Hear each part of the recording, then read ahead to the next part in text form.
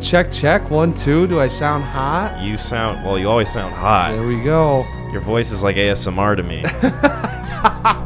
I often put on the Neon Crew when I go to bed. Why do you think I've been listening to it so much often nowadays? Is because I'm trying to lull myself to sleep. Not that you're boring, but right. It's more so like, just the relaxation that I get from it. I was about to say, I feel like I could be on a audio recording. Mm-hmm. Like if you went in somewhere and typed in like the sound of like the waves crashing on the ocean, I'd be right under that and right above like Spring Meadow.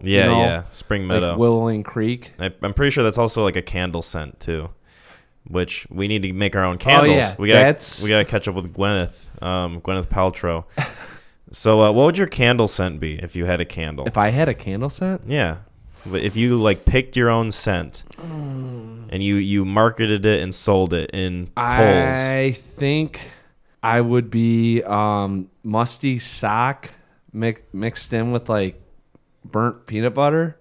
Okay. And I think it's kind of like those jelly beans that that had the weird flavors. Yeah, and like the joke jelly beans, like the Jelly Belly, like they taste like vomit or moldy cheese. Yeah, when you eat one of those and you're like, oh, and then you have another one and you're like, oh, why do I keep doing it? But there's something satisfying about it. The curiosity. It's like maybe if I try another one, it will taste a little bit better, and then it doesn't because it is what it says. Go well in bathrooms though. Like if you were trying to mask the scent. No, it would only make it worse. Yes. Like for sure. Well, and even like let's say that you just took a leak and you didn't take a shit and then you lit a candle just for the aroma. Mm-hmm. Like, people would just assume that you shit. Yeah. So it'd be bad. Like you're already preemptively getting them like ready for the fact that they're going to be smelling poo. Like I was just gonna say, like even if you weren't hiding anything, they would not only assume that you weren't hiding anything, but that you should have hid it. Yeah. Yeah, it's like shooting yourself in the foot that way. Yeah, and you didn't even do it. Yeah, right. Like I didn't even take a shit. They blame you for something you didn't do. Yeah. You're just trying to light the mood, Yeah, help out. Yeah, right? Yeah. So mine would probably be blue Sour Patch Kids with like the night sweats. Ooh. Like that sort of scent. So you get a little bit of like the sugariness in there, kind of like that. Something smells inviting, but then you're immediately repulsed by the like nighttime sweats. You said kind of though, so I've got like a dusting of nighttime sweats in there. Something that like when you go like that, it kind of poofs. It's enough to like make you like sit up from bed and like kind of adjust your shirt, but not enough for you to change your shirt completely. Yes, the heat that you're emitting is just enough. Like it's enough for you to not be super uncomfortable, right? Just enough for you to wake up from it if you had like a bad dream. Right. Right. And you kind of do like the thing on your neck. You're like, oh, a little misty. Yeah. Yeah, but not enough to like, I don't have to get up and change or exactly. Wonder what I was dreaming of to make myself sweat this much. Speaking of changing, let's change it up. An intro. Oh! Welcome, everyone, to the 16th episode of the Neon Crew podcast. My name is Kyle. It's our Sweet 16. Oh, nice. Oh, MTV. Isn't this when we get like a siesta or something? Wow. Maybe. Oh, La Quinceañera. Quinceañera, excuse me. And I think that's for 15. Oh, is it? I went to one. Yeah. You went to a quinceañera? Maybe it's 16. I don't remember. I was at one of them. Yeah, I went to one. It was at the old VFW. Oh, really? Yep. What was the circumstances? Well, dating a Mexican gal. Oh. I won't reveal names. So, yeah. No, I went there and it was, Was it her quinceañera? It was. It was for her. And it was like, I don't know what role I play in this. Okay. We'd only been dating for a month or two, so I was kind of just there. Oh, that's super fresh. She was running around in the dress, and the gifts and kind of being emotional and dramatic and whatnot. You're standing in the corner with a nice Sprite, a cup of Sprite. Yep. And I'm probably the whitest guy that they get. So I was at, this Spanish, Mexican, quinceañera. You stand out. You stand out. Oh, you can just say that. Boy, howdy. Yeah. Yeah. Boy, So if you didn't stand out before, you saying "boy howdy" definitely makes you stand out. it was fun. I mean, it was interesting. I think I danced a little bit. Yeah. No, I went to two. The one was cool. It wasn't that bad. But then the other one I went to, I think we had broken up. So there was another girl that I was actually trying to talk to. Oh. So I went there and it didn't work out and a fight broke out. So. Oh, conflict at the quinceañera. Yeah, the old VFW. Ooh, yikes. Yep. Boy, So anyways. you hate to see it. Anyways. Yeah. Anyways, they would have listened to this for sure, though. I know that much. Oh. Brings back the PTSD of the bad times at the quinceañera. It sounds like a really bad Scooby-Doo sketch. Oh, yeah. Sounds like something James Gunn would write. Oh, wow.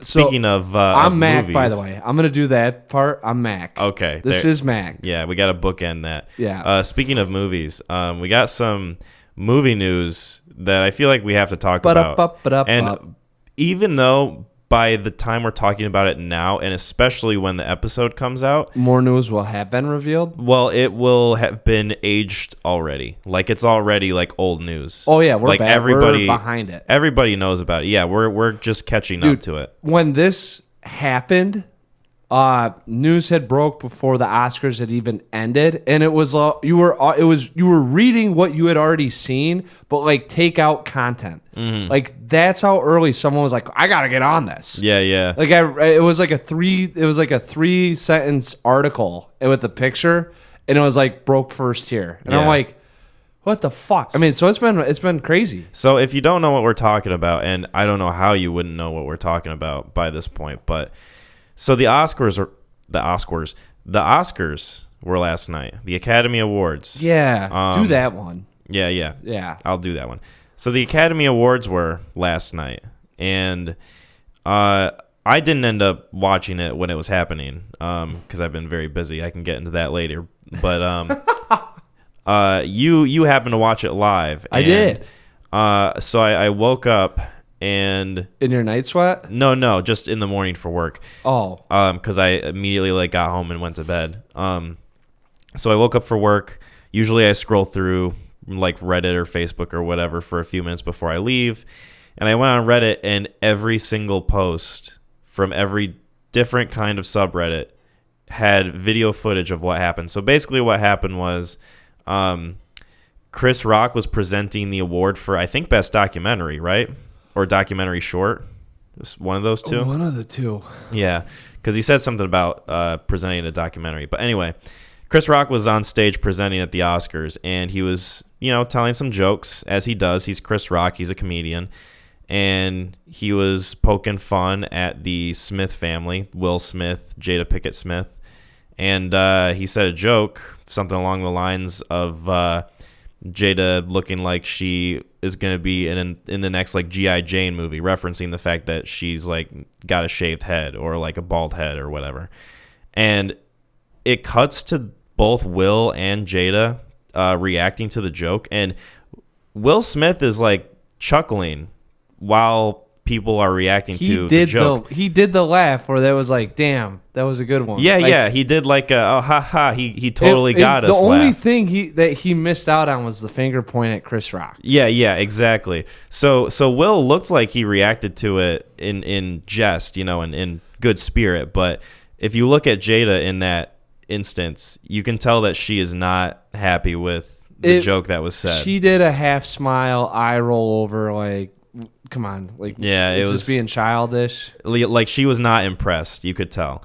And then it cuts to Chris Rock on stage, and then he starts reacting to something that you can't see yet in frame. So what they say, from what I read, was that the crowd started booing. There was a couple boos. I didn't. Yeah, I've only looked at the video a couple times. Yeah, but. there was a couple boos. So he kind of does like one of those where it's like, come on, like that. Yeah, now, hey, you think come on. He's talking to Will Smith. That's at least what I thought when I first saw it. Mm-hmm. But from what some of the dialogue that I saw today, there was some boos from people in the crowd that thought it was unsavory. Yeah. Anyway, it soon happens that Will Smith just walks on stage while Chris Rock is still up there.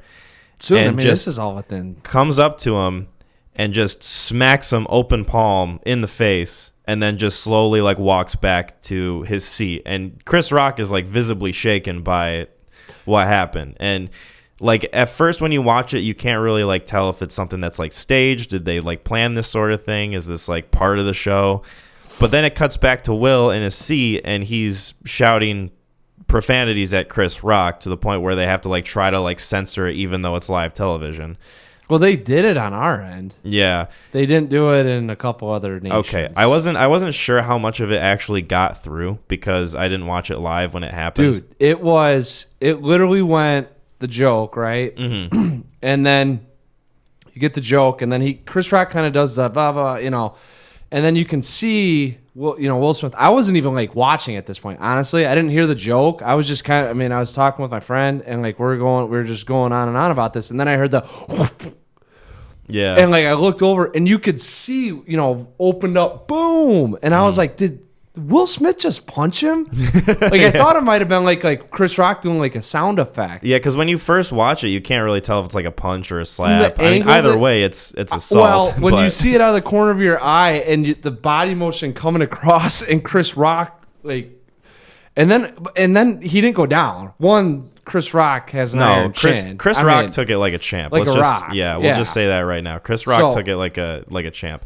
Then Will goes and sits back in his seat, and then I think he says something along the lines. He like shouts, "Keep my wife's name out your fucking mouth." He yelled it twice. Yeah. Now you can, so in like when this is all happening, they cut the feed, so it goes from he punches, and then Chris Rock goes like, and then it's like da da da da, and it's just showing his face. Mm-hmm. I thought I didn't know what was happening. Like you're watching it, it's like, did he just break something? Like, what is going on? And then you realize, oh shit, they're delaying the feed. Mm-hmm. And I'm like, he really punched him. Yeah, because like there's that little moment, and again, I didn't watch it live, but there's that little moment of doubt where like, is this a sketch? Is this not like part of the show? Like, is this real? Like, what's happening? And then it cuts to Will like visibly angry and shouting at him, screaming, and there's like not really any doubt in your mind left that what they did. So it was so cool too, because like on our end, so you're seeing they delayed it for the 5-10 seconds, and then they cut all audio. So Chris Rock and him were yelling at each other apparently, and I didn't realize Chris Rock was like, "Wow, dude, really? Like you're gonna get pissed about that?" And then Will Smith, but in the watching it, you can see Will mouthing "Keep my wife's name out your fucking mouth," and how pissed he was. And then the chick behind him was like, "Oh yeah." And that's kind of when I was like, because I'm watching Will Smith, and I was like, all right, maybe he'll do like that's what you get, like one of those. Like I was like, he looks like an angry man right now. And then the chick behind him was definitely like, oh yeah, the girl from Black Panther who played his sister. Yeah, is that who? Yeah, I haven't. Mm-hmm. So I just saw, because I was you're watching this live. They cut the feed. You're trying to just pick up like what is going on. When they cut the feed, I figured this wasn't staged. Right. Yeah. It's definitely not part of the show. Yeah, because like they wouldn't have done that. So. Mm-hmm. Yeah. Well, I don't. Well, I shouldn't say it like that though. I have no idea, because there's so when you watch it though, Chris Rock. Well, he's in good, like, as good of spirits as he can be in a situation like that, where someone just straight up slaps him in the face on live television in front of millions of people.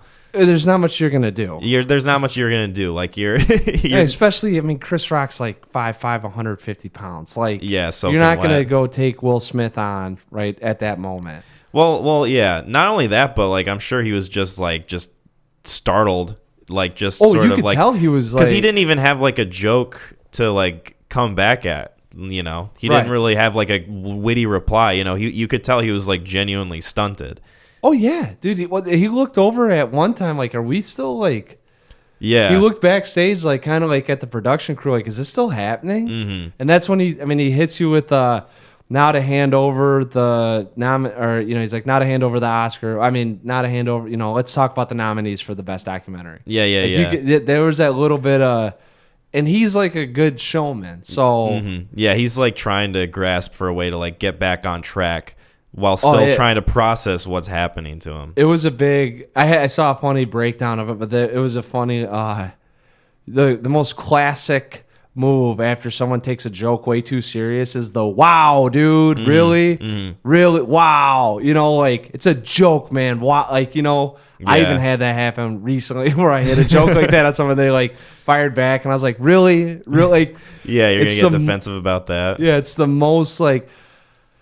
I don't know, man. Well, like it's weird because all Will had to do, right, was just like wait it out, maybe go up to Chris Rock backstage when the show's completely over and just say, hey, man, I really didn't appreciate that joke that you made.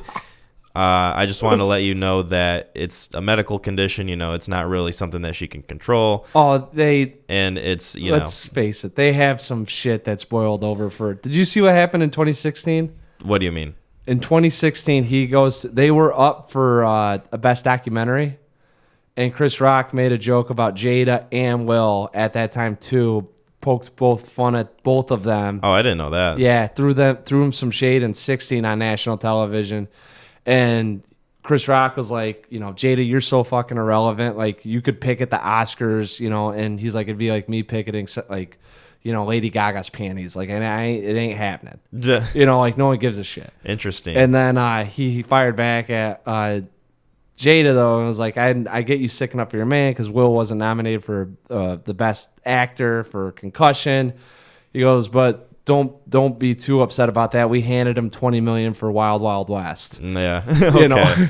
So they had a little bit of history before that, and I would bet that it like kind of carried over. Well, because like I don't know, just like if he had just waited it out and like just done it backstage and like, hey man, I don't like, because like him going on stage and slapping Chris Rock brought even more attention to the fact that like he's like sensitive about that sort of thing, and now people are just gonna clown on him for. Okay, I mean the other thing too. I don't know how long now. Well, the Smiths, I mean, like they've been. Dude, he's holding on to everything he can to still be relevant too. Right. So I mean, whether it was just a blackout I honestly, this is why I'm torn with the whole thing. I've been talking with friends about it for a while, and I think it's just, we'll see how it shapes up. It could be one of those things where this is just kind of like a funny Oscar moment where it's like, damn, remember in 2022, or it has some other repercussions. I don't know. I mean, it's kind of like one of those things. I don't want vanity to play in with this, but he's laughing. Yeah, that's like, the thing that confuses me so much. Like, it went 0 to 100. Like the camera cuts away, and then all of a sudden his mood just changes just like that. I don't know if it was like nervous laughter or like, I'm just gonna go with the crowd on this. Saw Jada and went like, fuck it. Like, I'm doing this now. Like, I don't know, dude. I don't know how, like, my emotions don't work like that. Right. So I don't think I could be kind of like having a nervous laughter go into like, I'm going to go beat the shit out of this guy. Maybe there was like another camera angle that like just hasn't been released yet that like still continued to record them while they were sitting there. And like maybe she like leans in, whispers in his ear or something. And then like he goes on stage and gets pissed. They weren't even, if you see it, they sit across this table, and how fast it happened. I mean, it's quick. It would have literally meant like, all right, camera 3, smash cut, and then Jada looks over at Will like, go beat his ass, and Will just gives him the nod and gets up. Like, yeah. That would have. That's been how fast that would have. That quick of an exchange, and that's how quick his emotions change. Like, that's why I was saying, like, my friend, I'm like, I don't then that's when you have to question like his mental stability too. Like, what is he going through? Like, what is going on in this man's mind? Not only that, though, like, the reason why, and I know, I'm not saying it was staged. The reason why it's one of those, like, perplexing things that it's like, all right, was this scripted in any way? He gets up there, and Chris Rock, 1, leans into it. 2, when you're at, like, a party, and you're like, dude, I'm going to go skinny dipping, or, like, I'm going to do this crazy-ass event. And like someone's like, all right, you got to do it at this time. And how you kind of like have that like build up into the event, and then all of a sudden it just happens. Like, that's what that felt like. Like, it was such a like porous way of just going like, all right, I'm just taking off my clothes and I'm going. Yeah. Like, it just felt. That's why I was kind of like, all right. It's one of those things that like, you can like picture yourself. Like, you can imagine yourself doing like one of those like irrational like moments of like. What's the word I'm looking for? Just instinct? Like, just... See, that's what I mean, like, even instinct, like, maybe not instinct, but like... You know how quickly your emotions have to, like...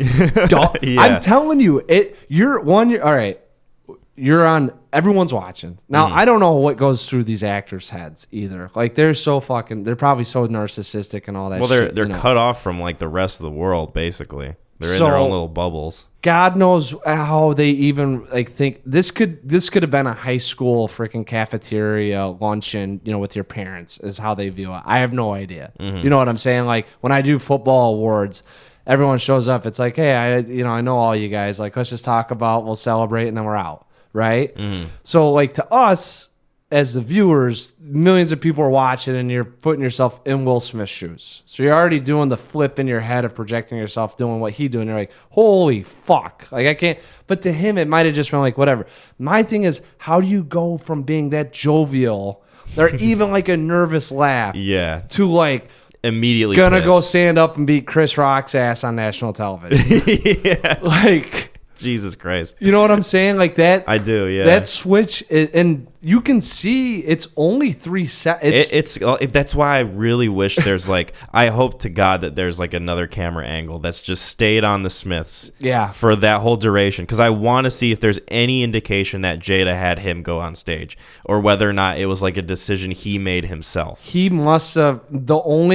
My thing with it was that I was like, I bet you he looked over at Jada, saw how uncomfortable she was, realized that, she is putting herself out in front of all these people too, and she has an image, and he just rage took over, I guess. Yeah. But even then, like, dude, I don't know. To not even be able to process that, like to have it happen like that. Like, I know.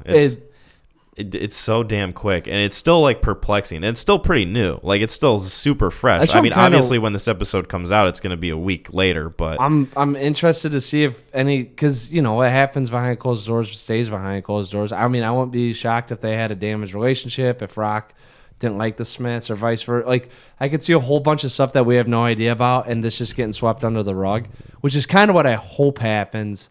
Honestly, just so that there isn't anything that tarnishes this, Do you think Will Smith will make an apology at all? Like any statement whatsoever about the thing? Or do you think he'll just try to like sweep it under the rug, even though there's like thousands of memes made about it already in 24 hours? Honestly, I think the PR team might give it a second. He just won Best Actor. So, I mean, he's true.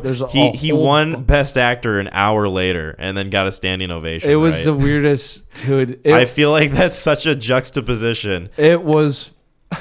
And didn't he start like? I haven't like seen any video of it yet. I usually like try to watch like a highlights video of the Oscars if I don't catch it. Right. But didn't he like give some speech about like being a vessel for love or something like that? Which was very bizarre. A little ironic considering you just unprovoked slap the shit out of somebody. He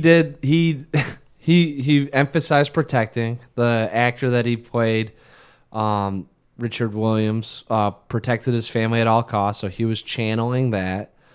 He wanted to be a vessel for love, so I think he might have been upset with himself that he let the best come out of him, or let someone get the best out of him or the worst out of him.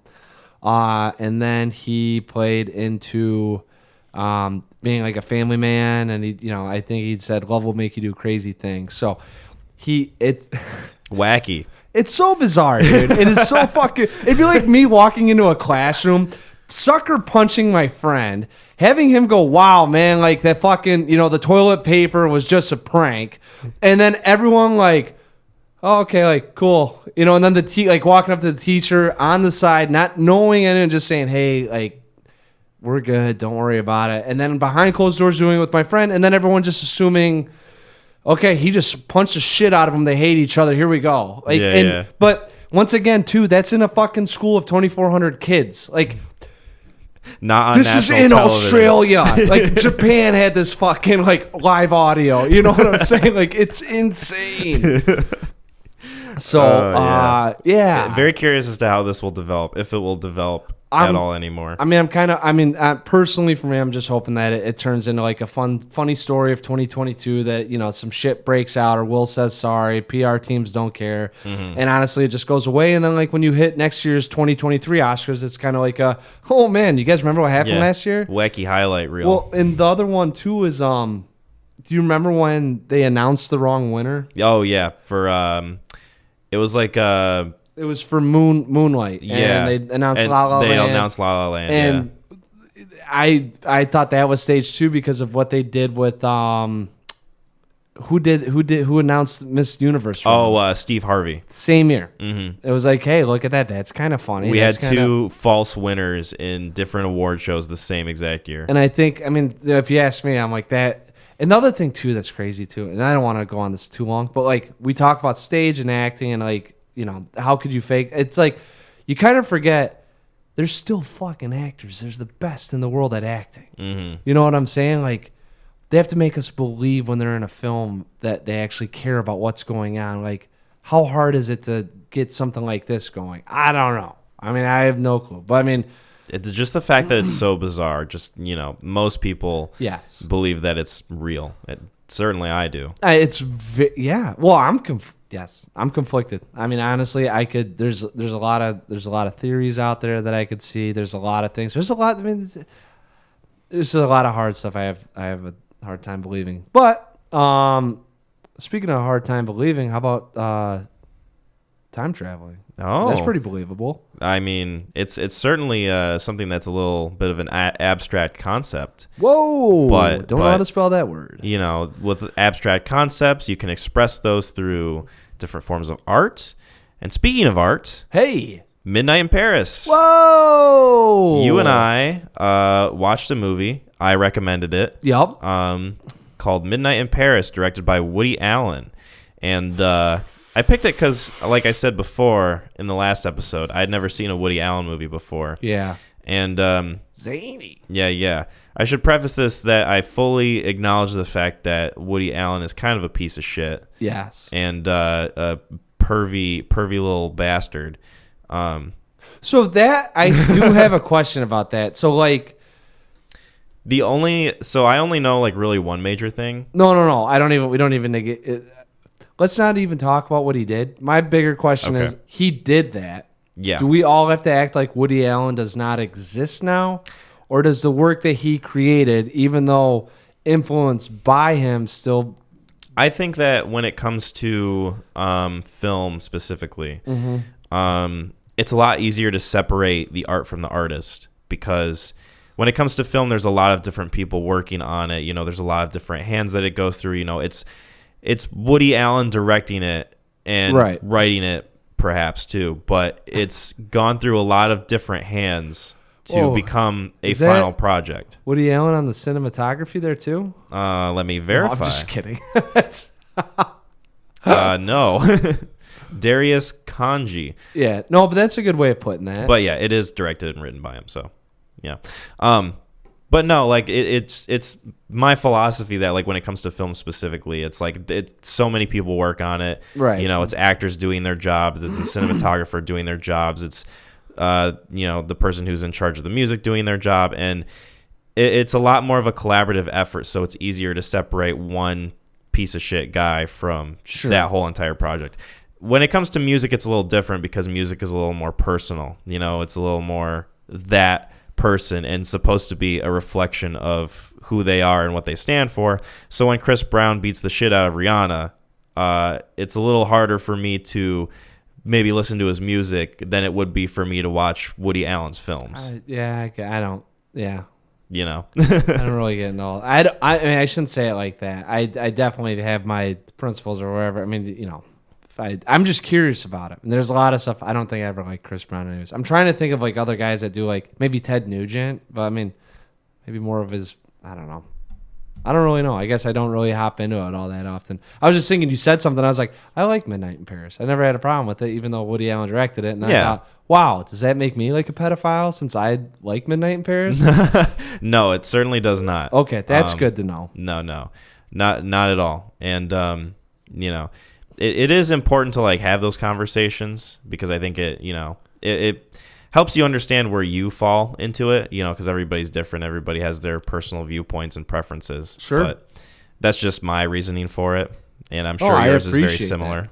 No, I didn't really think about this at all because I don't get, people are like, wow, he's a piece of shit. And I'm like, yeah, I mean, everything he does, but I mean, like Midnight in Paris, he wasn't dating like a 13-year-old. So, I mean, I still view it kind of like, it's he can still see average or normal relationships, but I don't know. It's a good question. So I guess I can give a quick summation to Midnight in Paris. Yeah.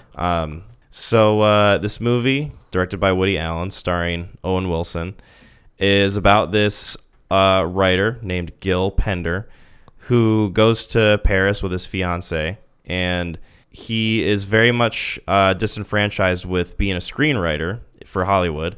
So he's in Paris with his fiancée, and he is very romanticized about Paris and the 1920s and all the different artists and writers that were prevalent in that time period. New ideas, and you're putting your creativity to the pen to paper. Exactly, and he's very much enthralled with that time period. And his fiance, played by Rachel McAdams, is very much kind of like a materialistic. Doesn't really appreciate that side of things. Really doesn't appreciate him for who he is.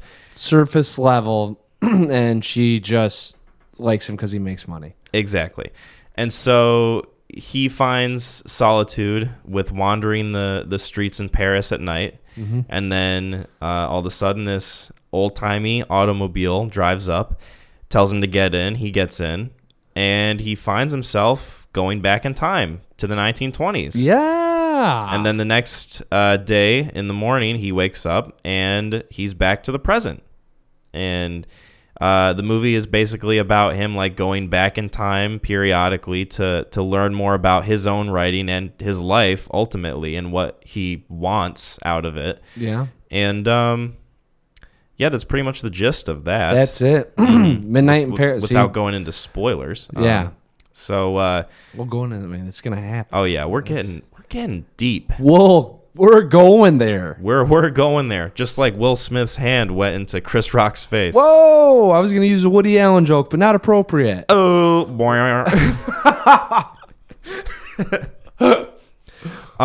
So you said you own this movie. Yes. So I am assuming that you really like this film.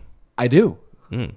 Well, I will just tell you right now, I love this movie. Whoa! Boing. I think this movie is fantastic. It is, dude. Go ahead. Okay. So first and foremost, and this is usually with stories that involve characters who are writers. I very much appreciated the honest look that it gave someone who is a writer or is an aspiring writer in a film. Because I feel like a lot of times in movies, writers are often caricatured as people who assholes, miserable, pretentious, douchebags, just totally self-centered, narcissistic pieces of shit. Yeah, you just live in your cave and you just smoke cigarettes and drink and you try to get out an original idea, but you can't, so it torments you to the point that it's just insanity. Exactly. Kill your darlings. Stop. And he's talking about a movie. Yeah. Oh, I know what you're saying. I mean, it's so true. So I mean, here comes. Did you notice how they kept calling? It sounded like they were calling him Jill. Jill Pender. Jill Pender. Jill Pender. Yeah. So in the diary reading, so that's something that I first and foremost, like, just right out of the gate appreciate about this film. Were you holding your breath when they were kind of doing some of that exposition where you're like, a little bit, because you didn't know he was a writer going into the film, did you? No. So everything you're learning is all as it's coming. I went into this movie as blind as I could. A bat. Mm-hmm. Exactly. Or a rat pig, as they talk about in the Batman. Yes, a rat pig. What did they say? El rata elata. So confusing. Yeah. What's the difference between la and el? Am I the only one who knows? So I do. Anyway, I don't mean to get off topic. No, it's fine. So I didn't know much going into this film. Yeah. And honestly, I kind of want to talk about the cover a little bit because it's a little deceiving. Not that I'm taking points away from this film, but just because of the fact that the poster is very striking in that the background utilizes Vincent van Gogh's Starry Night. There you go. And was some kind of expectation involving Vincent van Gogh in this story. Not in the movie at all. There's no reference to it. The only time it would have been, and I think it perhaps was in La Bac, 1890s, when they go back to and that's what I was like thinking. So I did a little in that because it ties into the next film that we're gonna talk about. Yes, a little preview. But that was 1890s, and Van Gogh was in the 1890s. So a little bit, but from that, it's funny that you said that because you said, "Hey, let's watch at Eternity's Gate," and I was like, "Oh yeah, like perfect. It will tie in with this." Because I hadn't watched either of them yet. Right. Yeah. So I'm watching it, and I was like, I remember there being artists, but it was Dalí and Picasso. Yeah, it was Dalí, Picasso, maybe like one other one, but I'm fuzzy on the details. Yeah, I don't know if Man Ray was an artist or what, but Manuel Buñuel was a director.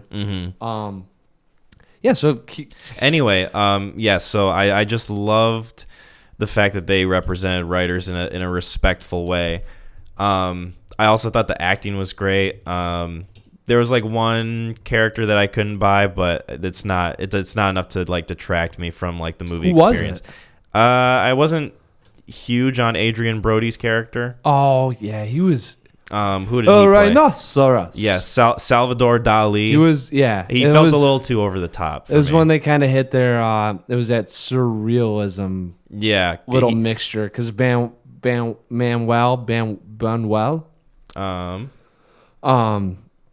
Can't find it right now, but yeah, he was a surrealistic director. Dalí was a surrealistic artist, and I don't know what Man Ray is or does. Yeah, he was. Yeah, it was the scene where he was talking to the surrealists about how he travels back in time, and they're all, yeah, it makes sense to me. Yeah. Which I thought was amusing. It was, yeah. Like the fact that Adrian Brody, I couldn't really buy him. That sentiment made up for it. He was so just over the top as Dalí. I mean, very much. I've got no idea, and it was that was kind of like a scene where it's just like, let's just have fun. Mm-hmm. And so the acting for the most part, I really enjoyed. I liked Owen Wilson and his character. I liked what they went for there. Just this sort of like disenfranchised guy who can see through all the bullshit and doesn't really want to deal with it because he's not confrontational. You know, he's someone who just kind of like goes along with things, but he can also sense when things are very superficial. Yeah, well, yeah. Like Michael Sheen's character, Paul. Oh my God. The like guy who tries to be like this sort of he's an intellectual. Yeah, he's an intellectual. They call him pedantic throughout the whole movie. My God. They go, he's a pseudo intellectual. Yeah. Oh, your pedantic friend. Which I love the fact that Owen Wilson gets like these little jabs in every now and again when they're walking around talking about art or paintings or writing or anything of the sort, you know, because Michael Sheen is such a pseudo-intellectual up his own ass. It's so fucking frustrating, too, though, because he'll do that, and then everyone just discards it. Yeah, like, they fawn over him. Yeah, because how dare you? Mm-hmm.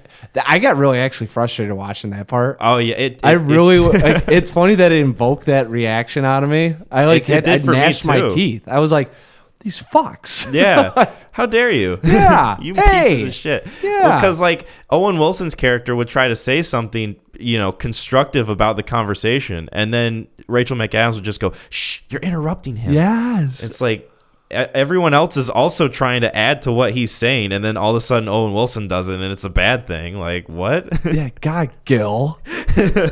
Poor Gil. Well, the best part, my favorite part, and I can never remember, but when they're talking about, was it Rodin? Mm-hmm. And the mistress, and he was wrong, and he's like, you're gonna tell the guide that she's wrong and you're right. Yeah, She does this every day. Yeah, she's been there. And then, but instead of doing all that, he goes, no. I read a 2-volume book on the. He just can't be wrong. Plane over here. So, and there are people like that in real life, and which is why I appreciate like the acting and the character writing and things like that. Well, the reason I like Gil, because I mean he also knows that it's like, all right, we're at a oh my God, what do you call that?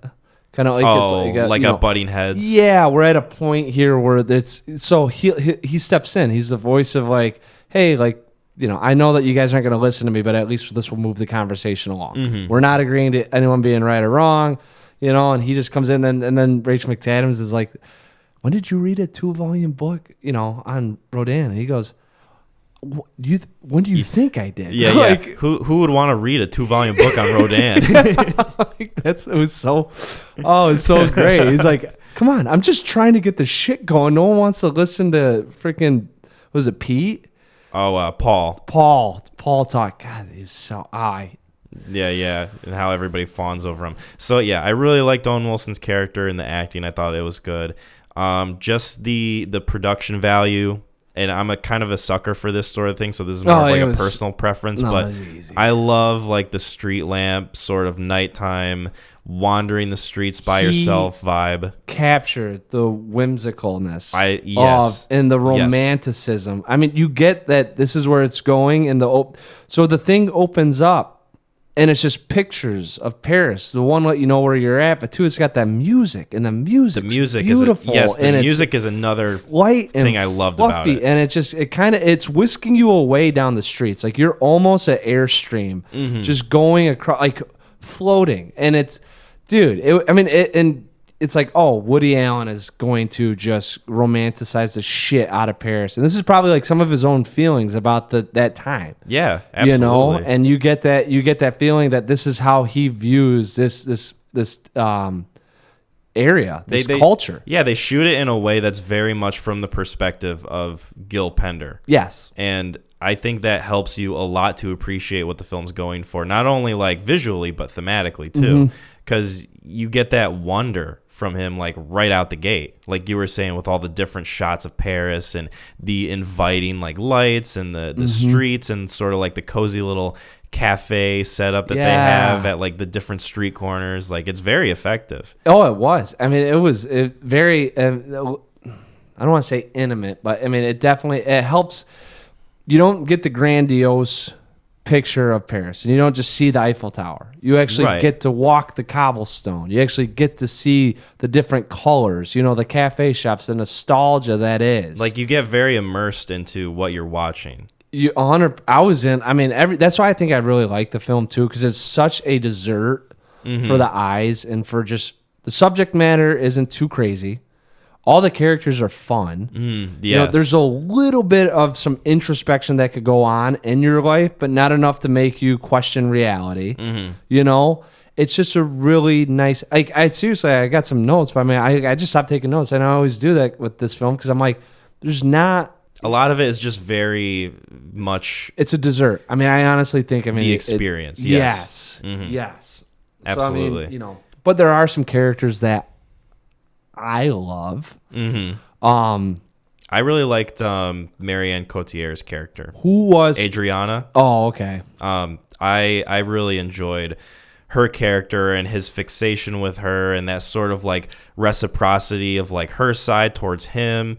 And because like for the first half of the movie, you can kind of sort of like justify in your own head, okay, maybe this is something that he's dreaming, maybe this is something that like really isn't real. And then you get to the part where he finds the journal and he takes it to the tour guide, and she's reading through the journal, and all of a sudden she reads the sentence, I met this American writer, his name is Gil Pender. Yeah. And you realize all of a sudden, holy shit, this is real. He's actually going back in time and interacting with all these famous people, like writers and artists, and he's also like interacting with Adriana in a meaningful, actually real way. It's not something that he's making up in his head. Those feelings are genuine. Yeah. And so that really like flipped a switch with me watching this film. Like, oh shit, like this is actually like a fantasy movie in some cases. Like, and it does a good job of like introducing that while not feeling like a tonal shift in any way. True. I guess it's funny because I was kind of thinking about it as the movie was going along, because honestly I watched this movie I've seen it probably 3-4 times, so once every couple of years you could throw it on, and it's a good probably Sunday or late like if evening watch. Yeah, like if it was like nighttime and I was like, you know what, I'm just gonna get into pajamas, get a nice cozy blanket, get like hot cup of coffee because it's cold out, or hot like cocoa. You don't hot want to cocoa. stay Yeah, up. no. Yeah. Plus, I don't drink coffee anyway. So that was a real bad example. Yeah, really inaccurate of who I am. Wow, what goes on in your fantasies? Certainly not things that apply to real life. I'll tell you that. Yeah, but yeah. So I mean, like, it's and watching it, I kind of was thinking, all right, are they going to pull in that history side of it? Mm-hmm. You know, and I had I really didn't. But to me, it wasn't. To me, it was. It's a lot of like Gil. However it goes, they call them both. He's referred to as both. You're right. It's a lot of Gil like learning from these different famous writers and painters and artists, and it's a lot of like, okay, he's meeting like these really big names, these famous people, and you get the gravitas of how famous they are, but at the same time, it's still Gil's story. It's still from his perspective, and you never feel like there's a character who overshadows him or like takes over. Maybe Ernest Hemingway a little bit in a few scenes, but they kind of just drove it home that that's his personality. Yeah, no, they made him. And I was talking to someone. I was like, they make him really one dimensional, but it's still. I love that one dimension. Mm-hmm. He's my favorite character in the whole thing.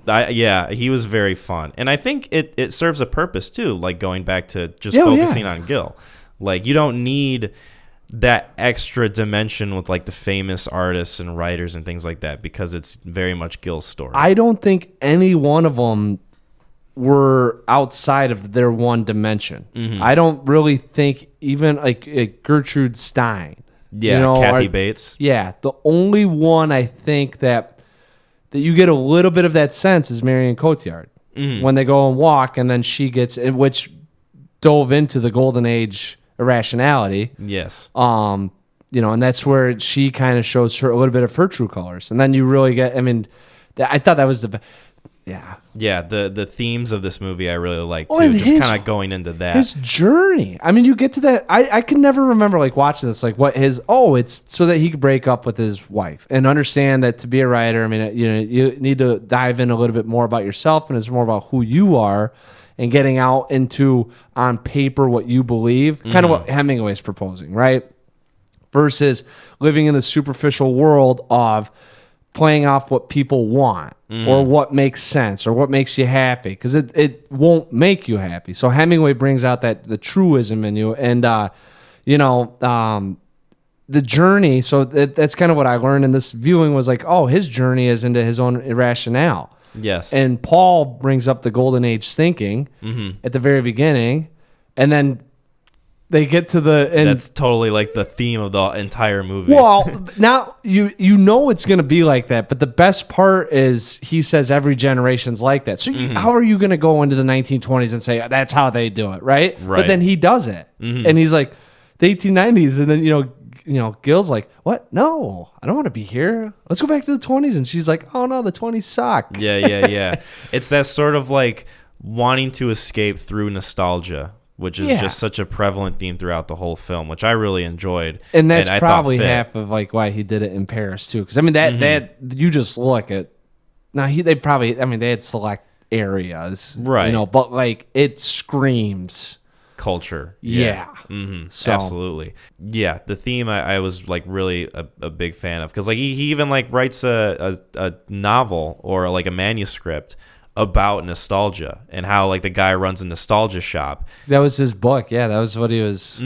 And so he like goes back in time, experiences the 1920s as like a way of escape from his current situation, because he's always the happiest when he goes back. And then Marion Cotillard takes him to the 1890s, and she's infatuated by it the same way that he's infatuated with the 1920s. Like you said, mostly just reiterating what you were saying, basically. Yeah, no, it's the one thing that I didn't realize, like when you watch this, it's kind of hard to pick his, I mean, obviously, he's going to go through some transformation, but it's like, well, what's he going to gain from this? And the best is that he's like literally talking, he's like, wow, I just had a revelation. Yeah, because like towards like most of the movie, like he's using going back in time as like an avoidance to avoid the conflicts that he knows that he needs to confront. And of course, at the end of the movie, he finally confronts it and does it in a way that's like just ripping a bandage off almost, like the way that they shot that scene and they filmed those actors with the parents and the fiance, like just ripping the bandage off basically. Like, I know you're cheating on me and I'm done. I don't want to not live in Paris. Like, I want to live here. Yeah. And the way that they all react is very much like, not that they're like extremely pissed, but it more of like, it's an inconvenience. Like, parents didn't even care. Yeah. Like, they were just very nonchalant about it. She's like, someone called him like a goober, and he's like, oh, actually, the dad's like, yeah, no, I'm the first that called you a goober. Mm-hmm. As he's like breaking up with their daughter, and they're engaged. Yeah. Like, it wasn't like it should be a bigger deal than it feels like. Yeah, and they were like, well, good. One was like, good riddance. She's like, oh my god, now I have to go find someone else now. Yeah. Like, it was such a it fit the script. It fit the tone of what they were going for, which is like, once you 100%. Confront those difficulties, it's just gonna feel like you're ripping a bandage off, doing something you know that you should be doing. Yeah, no, that's exactly. I mean, I had really referring to the. I'm just the looking notes. at some of the stuff. I put great contrast between the parents and the couple. Mm-hmm. You know, yeah, there's a couple things, but we've talked about it. I mean, and a lot of it is, some of it is Western. I don't even want to say because not Western or Eastern. I don't know really where Paris fits in at. Probably with some Western ideologies, but not too Western. I don't know. Yeah, pretty Western. You know what I'm saying? But I mean, there was such a difference in contrast. Mm-hmm. Absolutely.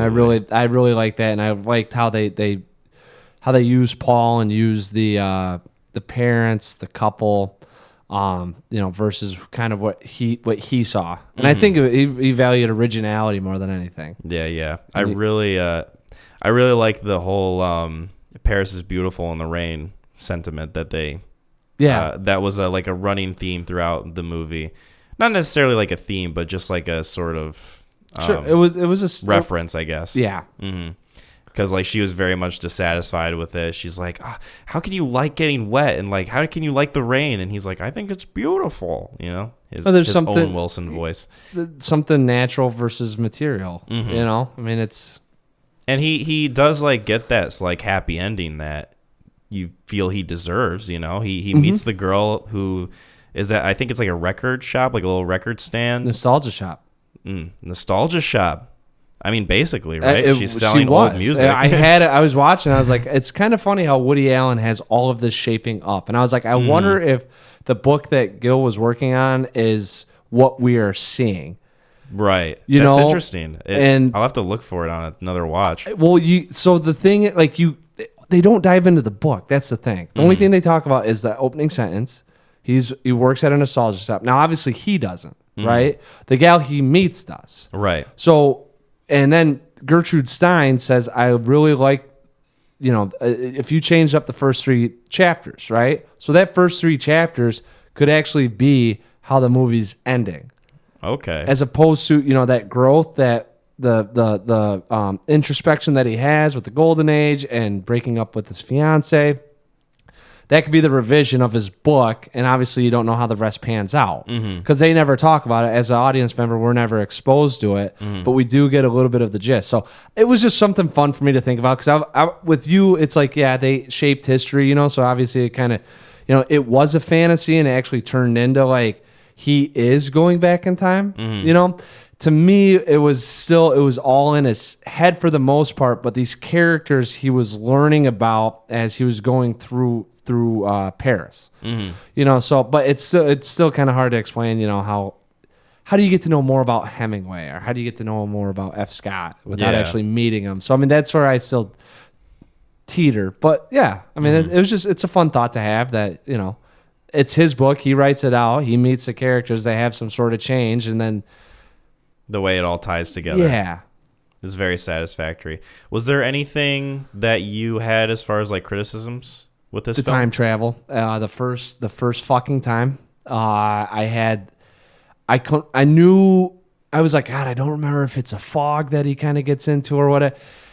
He's just sitting there, that fucking old timey car pulls up, and I was like, okay, cool. And then all of a sudden, hey, hey, come here, Americano, drink, drink, let's go. It's very like instant. And not only that, but I'm like, drunk American in a foreign country, like, don't know how inviting anything is to just get a little inebriated and hop in a car with a bunch of strangers that are also drinking, insisting that you join them. Yeah. Now I know what they're going for because it's supposed to be that fun element of the mystery of it all, if you will, kind of just going to a random house party and hopping in and kind of not knowing anyone and being able to kind of be yourself essentially because you have no one that has expectations of you. I get that, but like. I thought maybe it could have been done differently or something. I don't know. I was like more gravitas. Wow, it's just literally like, man, I don't know if I'm getting in that car with like, and I don't know. I mean, I couldn't. But after like 3 bottles of wine, I'm literally falling asleep on the steps, and someone's like, "Come on, let's go." It's like, all right. Yeah, or like, hey, am I getting jumped here, or what's this turning into? You gonna steal my clothes? Throw me in the river? What's going on? So what about you? Is there any and honestly, I think that's probably about my only criticism. Okay. For me, I mentioned it before, but I thought Adrian Brody's character, Salvador Dalí, was a little too, I guess, cartoonish for me. I'll take a scoop of that. Yeah. Yeah. And also I visually, I love this film, and cinematically, I think it's like gorgeous, but I do wish there were like a few like more interesting shots or like different types of shots, because I knew you were gonna fucking bring that up. At the end of the day, it is like a comedy still, right? So it's very much kind of shot like a comedy in that it's not very like complex. It's still visually interesting with like the production design, with like the lighting and the different moods that it sets, and like the music that's accompanying it. But visually, I wish there was a little more going on for it, at least with like a few scenes that happen. It doesn't have to have to be like a whole lot. It can just be like, something a little more like, making this comparison, but like a little more Wes Anderson-y, where like there's a couple different types of shots happening that make it unique and like stand out on its own. Yeah.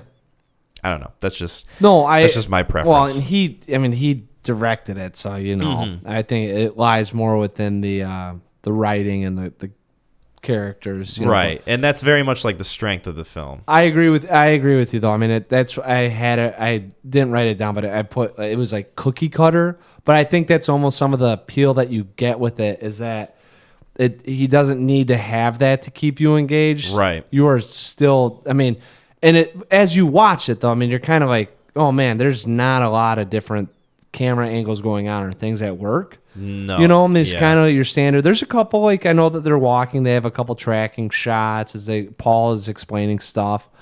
But yeah, in terms of like uniqueness, no. But I mean, it was the same thing though. It's like, you're gonna get a souffle. Right. Like, and it didn't like detract from the experience really at all.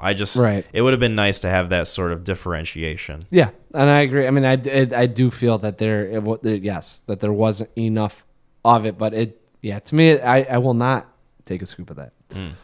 What would you rate it? Oh gosh, I think I have this one at it's at an 8 or a 9 out of 10. I mean, I have it on an IMDb. Not a 10. But and I think maybe it's only because there isn't dude, it just goes down so damn easy. And it's really just. It's a very good comfort movie. Yeah. In a way. And I don't think there's a little bit, I mean, I guess you have a little bit of some thought, some introspection on it, but I mean, not enough to make me really question anything. But I mean, the characters are fun. It's a dessert. I'm just gonna say it's a dessert. I mean, it's a dessert film. Like it's easy. It's delightful. There's nothing going wrong. And I don't even think it'd be interesting outside of the person directing it to have someone that would spark an argument about it, or if you were watching it with someone, have a heated argument about what they were saying. Right. Maybe the only thing would be Paul and his fiance's relationship. or maybe how he ends it. I could see a girl being a little, but I mean, it's kind of hard to agree Yeah, with even that at that point, it's like, yeah, you'd have to really look hard to find that kind of discourse, I feel like. Yes, that's what I'm saying. And and honestly, like, I don't think, even like us, I can't even think of anything to argue with him about. I mean, like, I wasn't a big fan of Dalí. I thought he was way over the top. Mm-hmm. And like, I had the camera angles written down. I'm like, I'm going to forgive it just because of, it's very pleasing to watch, and I never got disengaged. So, I mean, other than that, I don't think that's what I'm saying. It's light and fluffy, and it's nice, it's easy, and the characters are fucking fantastic. Tastes good, it smells good. Love Hemingway. His mustache was killer. Dude. I'm just going to say that right fucking Oh my now. God. His mustache was How banging. about your introduction with Hemingway, too? Are you courageous and brave? Yeah, Like, it was very striking. I died, and he just sits there and he's like, I died with these guys, and they died in the mud, and it was courageous and brave. But if you die for one's country, that's not brave. But these guys had, and I'm like, dude, Hemingway in this is fantastic. Yeah, and I feel bad for that guy too, because Corey Stahl. Yeah, I don't know exactly. It hasn't blossomed into the career that I would have liked Ernest Hemingway's career to blossom into. Yeah, but he had an impact, that's for sure. So good. Favorite character. So he's got to be like top 3 for you, right? Owen Wilson, Marianne Cotillard, and yeah, probably him. I would say. I was about to say. There's really nobody else really who like stuck out too much to me as far as like being a really kind of like interesting figure in the movie. Right. You know, yeah. Everybody played their part, and they played their part pretty well, but he was very standout just for like his personality and the differentiation of like just what he brought to the table. Michael Sheen's the guy's name? Yeah, he played Paul. I think he might be my second or third. Okay. Out of my hate for him. yeah, just for how he made you feel. Yeah, but I was just like, I'm just now thinking about that. I was like, damn, that's pretty good to make me like. Yeah, you have this sort of visceral reaction towards this character. Oh my God, when he first gets on the screen. Yes. So, very, very punchable. What, yeah. What number? What would I rate it? Do you have for it? Yeah. I give this film a 10 out of 10. That's baby. a 10. Wow. Bada bing. Been a while since I've heard a 10 out of 10. I love this film. I think I'm going to add it to my top 50 favorite movies list. Wow. I'm going to tell you right now. So you got that. The PMC, the Parker Movie Classic. I was wondering what that stood for. Yeah. Careful, Mac. There are females listening. Whoa. No, the I don't even know if I can call it that now. The Parker Movie Classic. For me personally, if it gets added to my binder, solid. I can't wait to see more of this binder as we go along this journey together. Yes, I was about to say, there's a shit ton of movies in there. I would think. Now, some of them have made their way in there just kind of, like Goodwill. Oh, yeah. Bargain bin. Yeah, or how you have to cherish history, hold on to it, even if it's not good history. Still, It still had a part of you and shaping. Yeah, shaped who you are a little bit.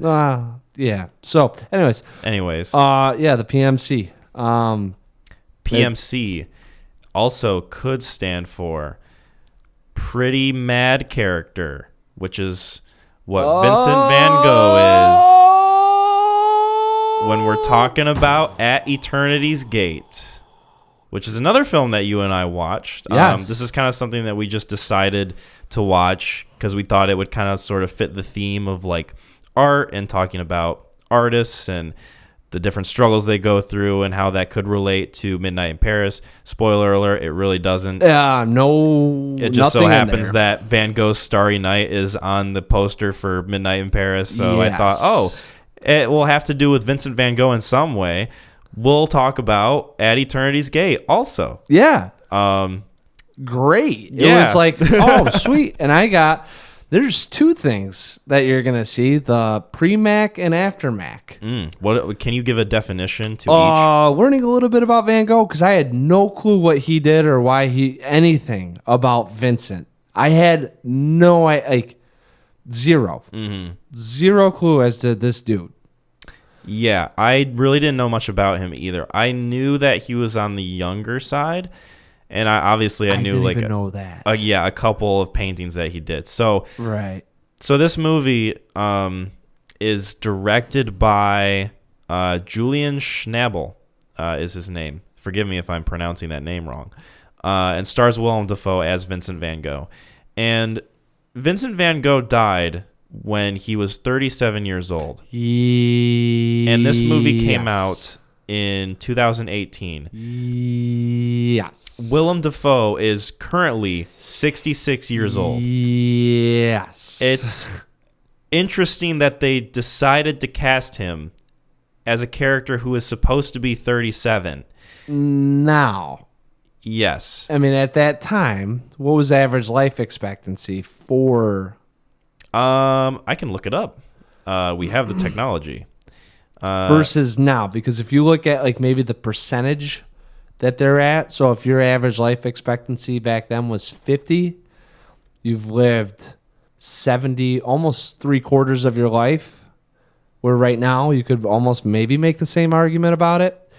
Granted, when you read 37 in 2022, you're like, why did they cast Vincent Van... So the average life expectancy, I just looked up 1890. Yeah. Just to be safe. And the average life expectancy is 42 years old for that time period. In 1890? Yes. Okay, so I can see it now. Yeah. I can see it now. But it's still like... I agree with you. I 100%. Don't worry about it. I read 37, and I was like, why did they do that? Well... Okay, so I guess we can. Do you want to give like the synopsis of this film before we dive deep? Yeah. All right. The synopsis. This is so it's at Eternity's Gate, 2018. Robert Schneebel. Julian Schneebel. Essentially, what we're doing is chronicling kind of the last couple years of Vincent's life. Mm-hmm. It opens. There's a little bit of a cold open where there's a moment that happens which I didn't get, and then it turns into him in Paris, or au revoir, something like that, where we kind of find out that he is just a painter, and he started up a community, and really it's just learning more about him as he goes forward in the last years of his life. I mean, that's kind of, and it, yeah. Yeah, it's a very deep look into like sort of his mental state, how it deteriorates over the course of, the end of his life. Right. And just sort of the underappreciated nature that he has to deal with in the fact that like he loves painting and he calls himself a painter, but nobody likes the art that he makes or appreciates the artwork that he does. Funny contrast. Yes. To what we did watch. Yeah, exactly. I watched this back to back. You watched it back to back. Okay. Yeah. I think I watched At Eternity's Gate 2 or 3 days after. So Midnight was still fresh, but not nearly as fresh as yours. Right. So what? I got a lot of shit on this. Go ahead. Yeah, me too. Trust me. So what did you think of this film? I thought it was incredibly dragging and enthralling. I might have the same opinion. I thought it was all right. I thought it was okay. Yep. Okay. I've thought about this one more than I have a lot of films I've seen in the last 3 years. I could tell you brought notes. You brought like a whole notebook. It's just there's some the whole experience. That's why I don't know if it, and it's not like the writer did anything, and it's not like I'm moved by Van Gogh's life. It's just kind of everything that you take from the film and you find out about this person that you really have no idea. I had no idea anything about him. I mean, I still don't know if I do.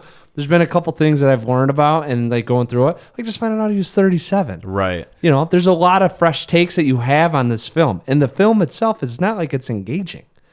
It's so okay. So you thought it was all right. I thought it was okay. There were things I liked about it, but I definitely have my issues. Okay. So do we want to get into the positives first, I guess? Just rant, riff, and okay. I'll hop off, hop on, do this, do that. All right. Hell, I might even go back to Midnight in Paris and talk about it and then jump back into this one. That'd be fine with me.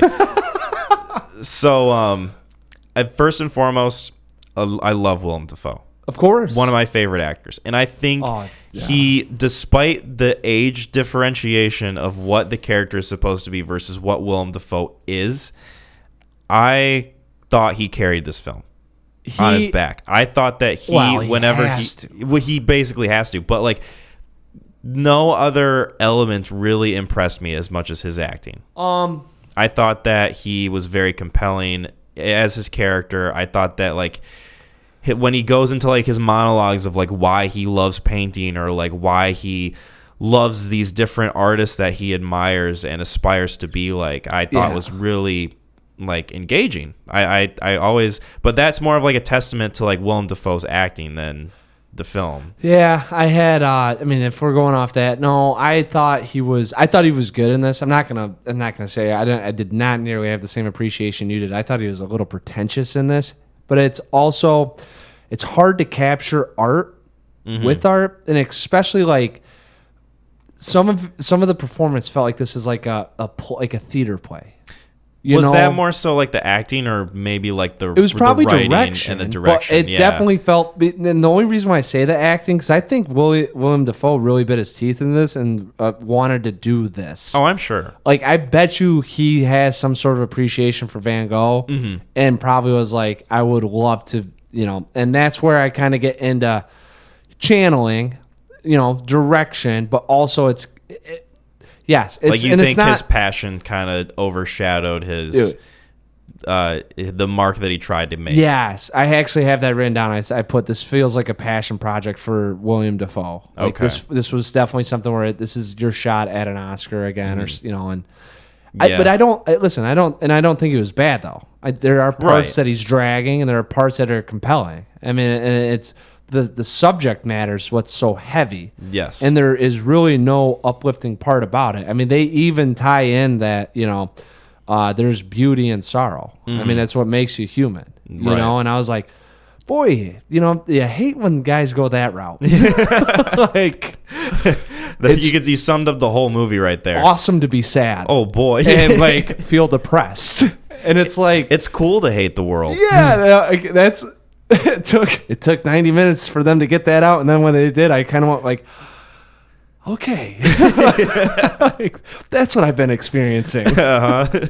So, but yeah, that was you like Dafoe. So man. I like Dafoe. What do you rate Dafoe out of 10? As far as like his acting, I'd give him a 7. Honestly, I think it was just above. It was just above. I would probably give him probably around like an 8. Okay, like so maybe close. A little bit higher. Yeah. Yeah. Like, and he is like the best part of the film for me personally. Like, I mean, it's. Well, it is mostly him, but yeah, I know what you're saying. Because like there's a lot of things. Yeah, there's a lot of different elements that I felt like did not nearly live up to what they were going for. So like another thing I kind of liked was I liked some of the cinematography stuff that they tried to do. Dude, like some of it. Not all of it. I thought a lot of it was very pointless. It felt like it didn't have a purpose. A lot of the time when it goes to that first person perspective of him walking through the woods and that Minecraft ass music playing during the entire thing, where it's just it's like someone took like a stick and they just like hit a piano in the different keys. They didn't know what keys they were hitting, but they knew that they were like maybe progressing to something. Like, if you wanted to capture melancholy and sadness, I listened to it. Yeah. Like, close your eyes and listen to that thing play for... It just feels empty. It feels very empty, and I think, which is maybe what they were going for. I'm telling you, so it's funny that you bring that up, because I honestly think that they did the camera the way they had it. They were shooting it for a very personal, intimate effect, but they were also giving you kind of that perspective of what it's like to be maybe a little mad or insane. Mm-hmm. Like, no one sees the world like that. So we were living through his eyes and his mind, saying maybe that's how he that's how he sees it. And the best thing you could do is make a disjointed camera angle. Yeah. So I was thinking, I was like, maybe they're going through this because it's a very intimate and personal look in his last days. And the other is to having this disjointed, this close-up uneasiness. You're always on. It's swirling. It's, you're never fixed. The mind's never right. It's always kind of, teetering, and you're always moving from one spot to the next. And it kind of keeps you, it kind of kept me engaged. I was fucking sick of it, but I was like, yeah, and that's honestly, I thought I was like halfway through. I'm like, are we gonna get off the camera? Yeah, are we gonna change it up a bit? Because it just feels stale after a while. Agreed. Like it feels so repetitive, and that's why I say I like some of the cinematography, because I get what they were going for. Yep. I get that they were trying to get you through the mind of Vincent van Gogh. Right. I almost said Picasso because I'm still thinking about Midnight in Paris. Oh, come on, we gotta move on. Yeah. I'm sorry. He saw Roe. I saw. Fucking deep dog. But I get what they were going for. Yeah. But I, for the most part, don't think it worked for me personally. No. I just thought that it was very repetitive, and it didn't feel like there was a point to a lot of it.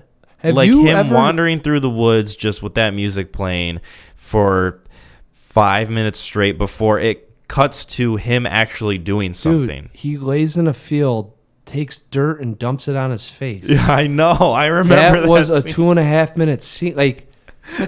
That's why I didn't like. That's why the acting for Defoe, I was like, I get it. It felt very artsy for the sake of trying to be artsy. Yes. It felt like, I don't want to say style with no substance, but it's like the closest thing I can kind of reference to. I have no idea why they were. There's one time he's sitting in a field, in the grass. It's just wind, and he's laughing, and he's kind of with his finger, and they held the shot for 40 seconds, and I'm like, what the fuck are we watching? Yeah,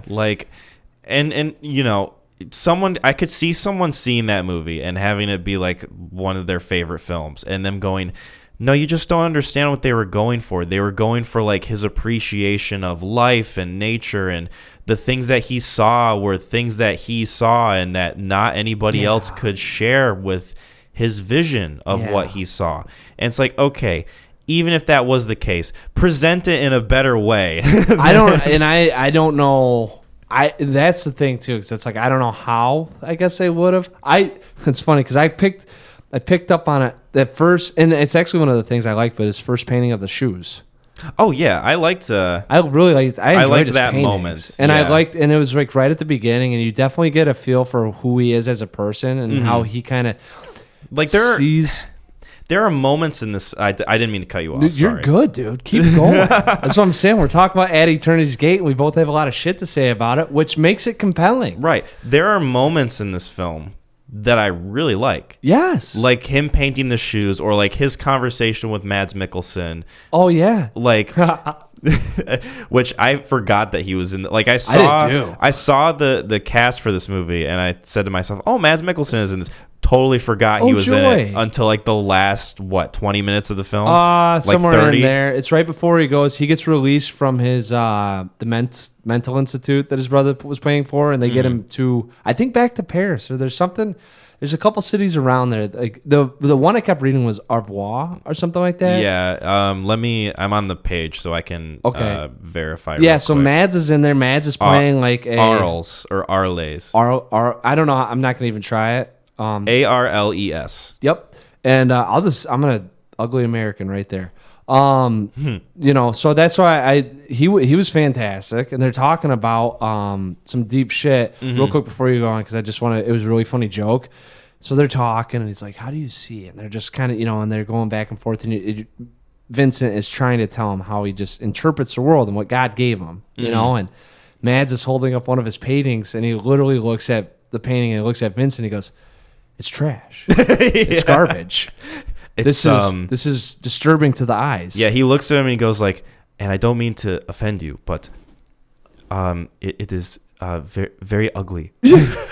I was thinking about that though. That'd be a funny meme to have it, and then because they look at it and then to meme it, and then have it be two stick figures fucking or something. I don't mean to be offensive, but it's very ugly. And then it's smash cut. It's a picture of Will Smith smacking Chris Rock. Oh yeah. I was dying. That's probably the hardest I laughed in the whole film, because I was like, boy, art is so controversial, and just to be like, this is an absolute, this sucks. Yeah. Well, you can tell that like the film is like kind of trying to build up to like somebody like directly telling him, hey, I don't think your art's very good, because like you get the scene with the kids making fun of like his roots that he's painting, and then you get his argument with Oscar Isaac's character, Paul Guigan. Like, you get those like buildups, so you know it's coming, and then when it finally does come, you're like, okay, you can like kind of feel like sympathy for him in this case, where like he's like someone's actually acknowledging the fact that they don't like his art. It's I guess I had a different take than you did. Okay. Oh yeah. I had a little bit more. Now it's because I just didn't know a lot about Van Gogh, but I mean, you know, he didn't become relative till after his death. I mean, he didn't become appreciated. Yeah, so I mean, I took it as a it was this build up for him, kind of, you know, championing everyone that he sees, and just to keep going, and them kind of steadily reminding us, you know, this is shit. Like, you are not, like, you know. And then it did get to a point, but it's funny because every time I heard that sentiment, you know, like what Mads did, it was every time, like the kids, the teacher, it's all, they were all kind of saying the same thing, like.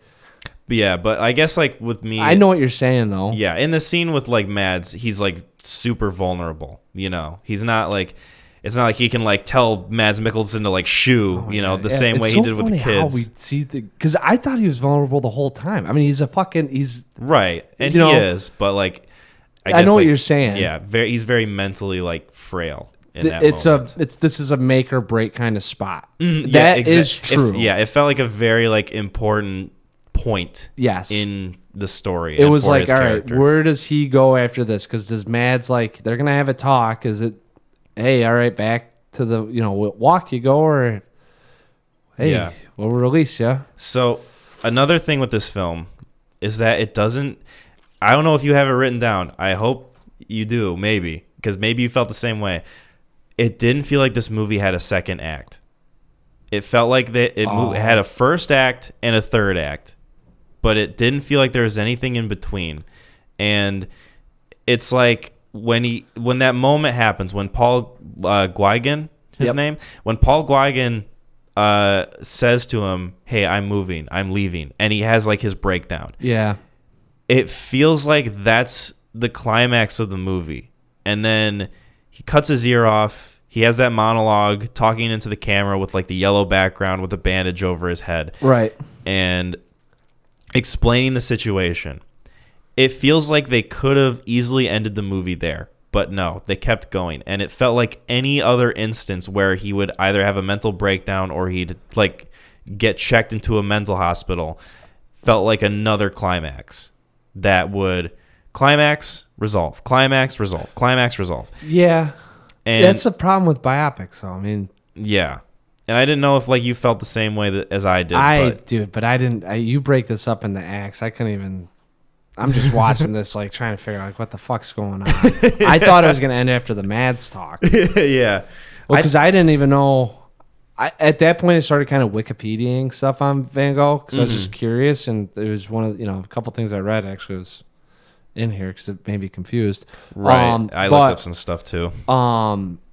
Yeah, like I thought the Mads talk was going to be kind of it. I thought Mads was the doctor that he got in with towards the end of his life that helped express some of those emotions that he was feeling. Not the case. No. And then he's like, "You're going here," and I was like, "Oh, we're moving again." Like, and then, but it was funny too because from Guigan to Mads, like I don't know how much there was in between besides maybe a memory of his.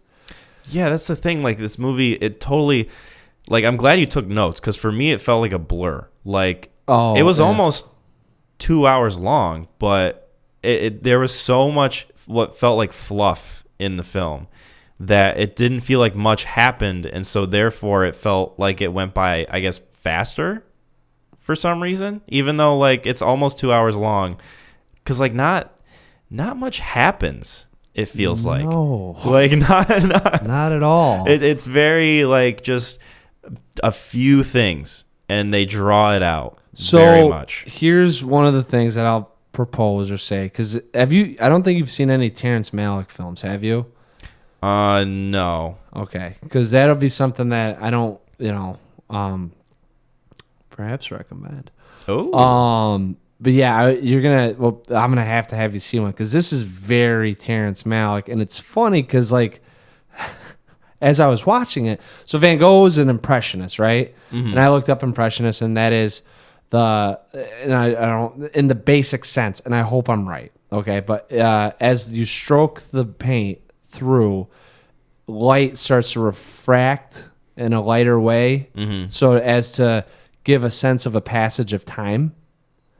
Okay. So that's, I think, what I got from Impressionist. It's kind of like in the moment, like yeah, but and it's So visually, as you're looking at it, you're there, but you can tell it's moving. Okay. So you're because that's why he would always like paint like super quickly. Yes. Yeah. And they kind of give that away in the oil paintings. It was always thick, and then you could see the brush strokes as they go through. So you place it in. It's an impressionism. I believe that's what it's called. I don't want to, and I'm not an artist, so please, if you have ridicule or comment directed towards Kyle, he told me all this. What? Terrence Malick, I was like, holy shit. I'm like, Malick feels like an impressionist filmmaker then. Like, as you're going through, you're living in all these images that are sweeping through, and you get these brush strokes, so you have this big event, and then it kind of just whisks, and I definitely feel like this film was going for that, so I kept up some of that theme of Van Gogh as an artist, relating it to the film. Right. So that's why I don't think a whole lot happened, because it's just these moments that we let happen and go through, that are lightly explained, but nothing's ever like dove into. Yeah. So I mean, that's why I think everything was always like, it's very surface level. Yeah, and there was this it'd be a big triumph, and then another kind of event that would happen, another big triumph, and another event that would happen, and that's where you kind of get in those brushstrokes with the passage of time going through, and those films are just not my cup of tea.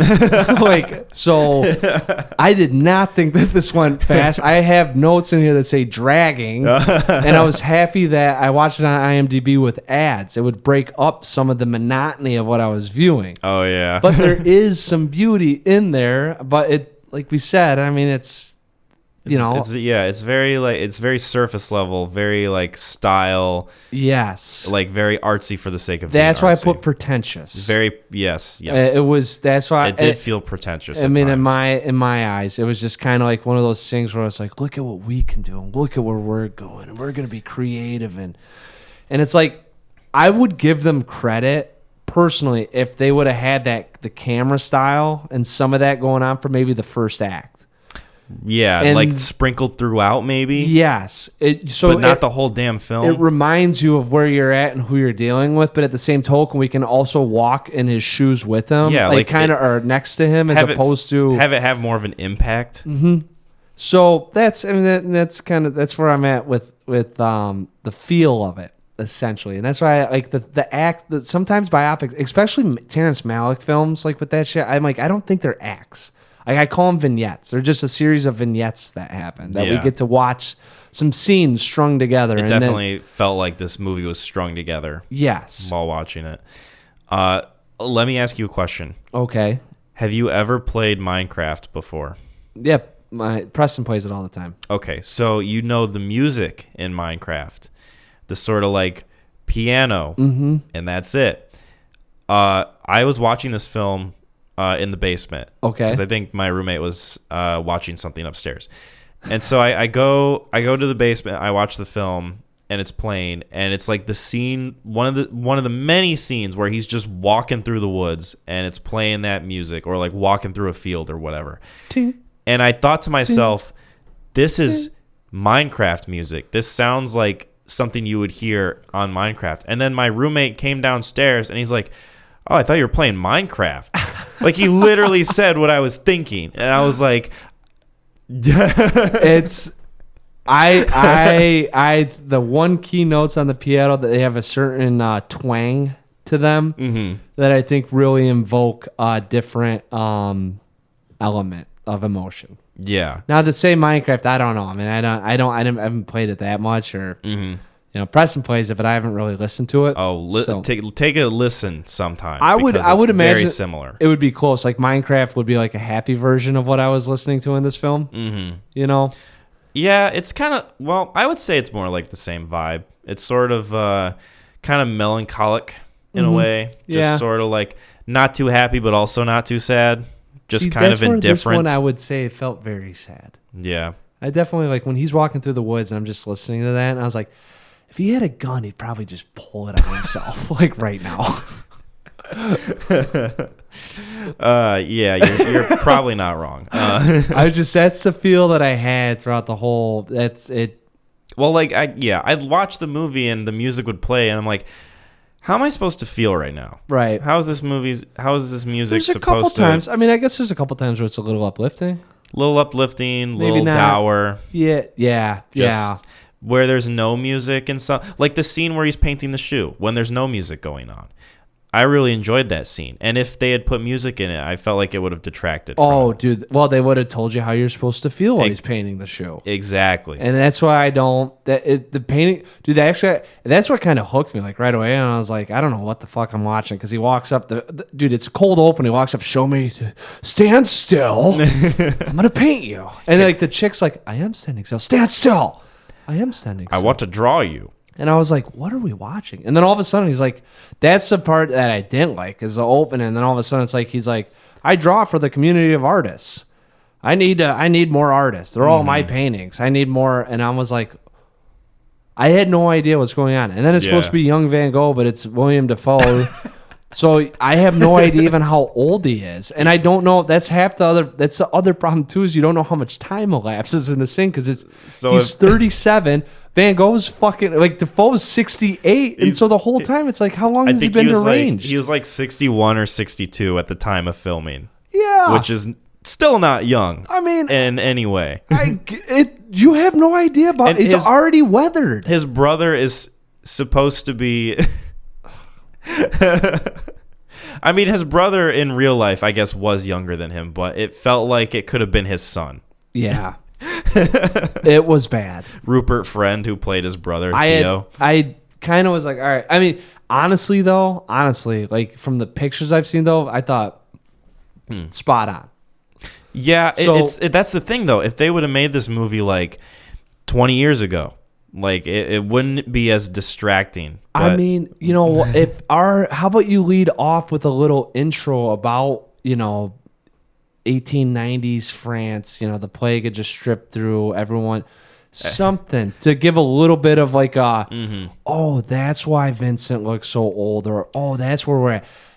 Dude, I don't know how young he was supposed to be. Like, after watching him, like, they don't give you years. You're in the last couple of years, but I don't know when he met Guagan and was supposed to do the community farm. Yeah. He could have been 27. I might have watched 10 years of fucking Van Gogh. I have no idea. So, for me, it wasn't necessarily, like, how Willem Dafoe, like, physically looked, but just, like, his movements. Yeah. You could tell he was an old man. You could tell that this was somebody who definitely was not in their 30s. Like, right. And it was very much obvious to me. It kind of took me out of it a little bit. And you know what, though? They might have just played it off as maybe people don't know. I don't know. You can't do that. Never mind. That's fucking dumb. What happened was, so he chopped. All right. So kind of, let's go into a couple things that we thought maybe were fun or we learned or things that, I don't know, I just want to fucking talk about. Mm-hmm. Now, maybe this happened to you, maybe it didn't. Cuts off his ear, right? Yep. First off, were you like watching, trying to see like what the ear was going to look like? I was trying to see it, and they definitely like purposefully did not show it. Much later. They had like a couple shots like that were very quick. That like you couldn't like really look at for too long. I don't know if they pinned his ear. I was trying to see it because But it was like it was so obvious they were trying to hide it to the point where it was distracting. Mads Mikkelsen talk. Yeah, like his whole head like. Shoulder over shoulder reverse shot. Yeah. Like his head is blocking his ear. You can see him talking in the eyes, but not the ear. Yeah. I was like, so first off, there's a coffee mug out there that has a picture of Van Gogh, and the handle is an ear. I think I got it from my brother. Which I didn't realize as like, oh, he really did cut off his ear. I didn't realize that he was like mental. I knew nothing about Van Gogh until this film. Well, so he cuts off the ear, right? And I'm like staring at it, and I'm like, I've seen pictures of Van Gogh. I was like, did they fuck up the wrong ear? So I'm like sitting there staring at it, and for a hot second, I was like, I'm smarter than the directors. Yeah, you thought they might have accidentally had the wrong ear. Yeah, and then I was like, that's fucking stupid. This costs millions of dollars. Someone would have said something. Yeah. But then out of curiosity, I was like, I really got to see what I'm thinking of then.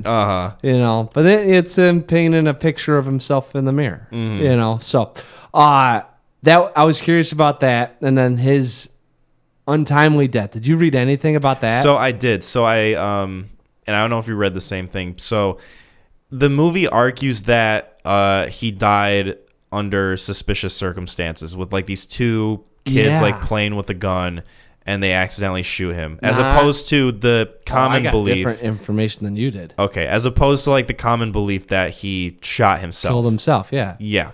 So what was your different information? Well, so I went on to Wiki and I was kind of reading. I read up on a little bit of the stuff, and you know, and then you see he killed himself, and it's like, oh my god, like a gunshot to that, you know. And so the film plays it off that he's painting, and these kids come up and they're kind of bullying him, kind of like, I don't know if they went to they're just being rowdy. They're being like really rowdy and disruptive. So, and then boom, gun goes off, and then he's fine. Okay, I don't mean to cut you off, but like, remember your point that you were getting to. I couldn't tell what the fuck was happening in that scene. I couldn't either. Like, I had no idea what took place. Yeah, I didn't know what that was supposed to convey. Remember, or like what had happened. He's drawn the picture of the doctor. I was like, what? And then all of a sudden it goes black, and he's like, and Wild Billy Gun Cody and his rough-neck friend Renee come in. Like, it was shot in such a sloppy way. I could not tell what happened. They literally just come running in there, and I'm like, there's so many like bad editing choices and cuts. Like beat his ass? I had no idea. And it comes out of nowhere. They had a little monologue that said something about this kid getting a gun and being a little roughneck or something like that. And like I was like, this is kind of weird. Like I was like, is he right? And then all of a sudden it's just these kids walking in the field and he's staring at them and he's like, yeah. And then it's like, hey, Vincent, fucking give us. And I was like, what is going on? Yeah. It's weird because you can tell they're playing, like, the whole scene was just so messy. Not only that, not to say, but like with where the film's going, I could have definitely seen there being another hour. So I was like, where are we at in this man's life? Like I was so confused. It was. So in mind you, I had read on Wikipedia that he committed suicide. So this whole time I'm kind of waiting for, hey, there's the news. Done. And I was like, what the fuck just happened? I was like, first they fuck up the ear and now his death? I was like, what are they doing to this man's legacy? So I guess there was like speculation that it could have been like foul play. The one I read is that there's two guys that also did another, and I might be able to find you the article, but they did another research, like investigative research from history of things that were suspicious, right? Yeah. And their conclusion was that he was killed by a town bully that was 16. This kid's name was like Renee, and his favorite character. So that's why if you watch it again, Wild Billy Gunn or something like that was this guy is kind of like who we like to emulate, right? And because Van Gogh had mental illness, they would constantly pick on it. Right. He was an easy target, right? So that the theory is that he was out painting in the field one day, and that Renee essentially is his name, with a buddy, went over there and they accidentally killed him. Like definitely did not. It was one of those another Jess. Like, but he had a gun this time, and it kind of went to the next level, and the gun went off and killed him. And the reason, so the argument against the suicide was that, one, if you're going to commit suicide, why would you shoot yourself in the stomach, right? The other one was, so it was a glancing shot off the rib, went into the back. He was like fine. Yeah, like he walked into like the doctor's office. Yeah, he was smoking, and he survived for like what, a couple days, 40 hours, almost 2 days. Yeah.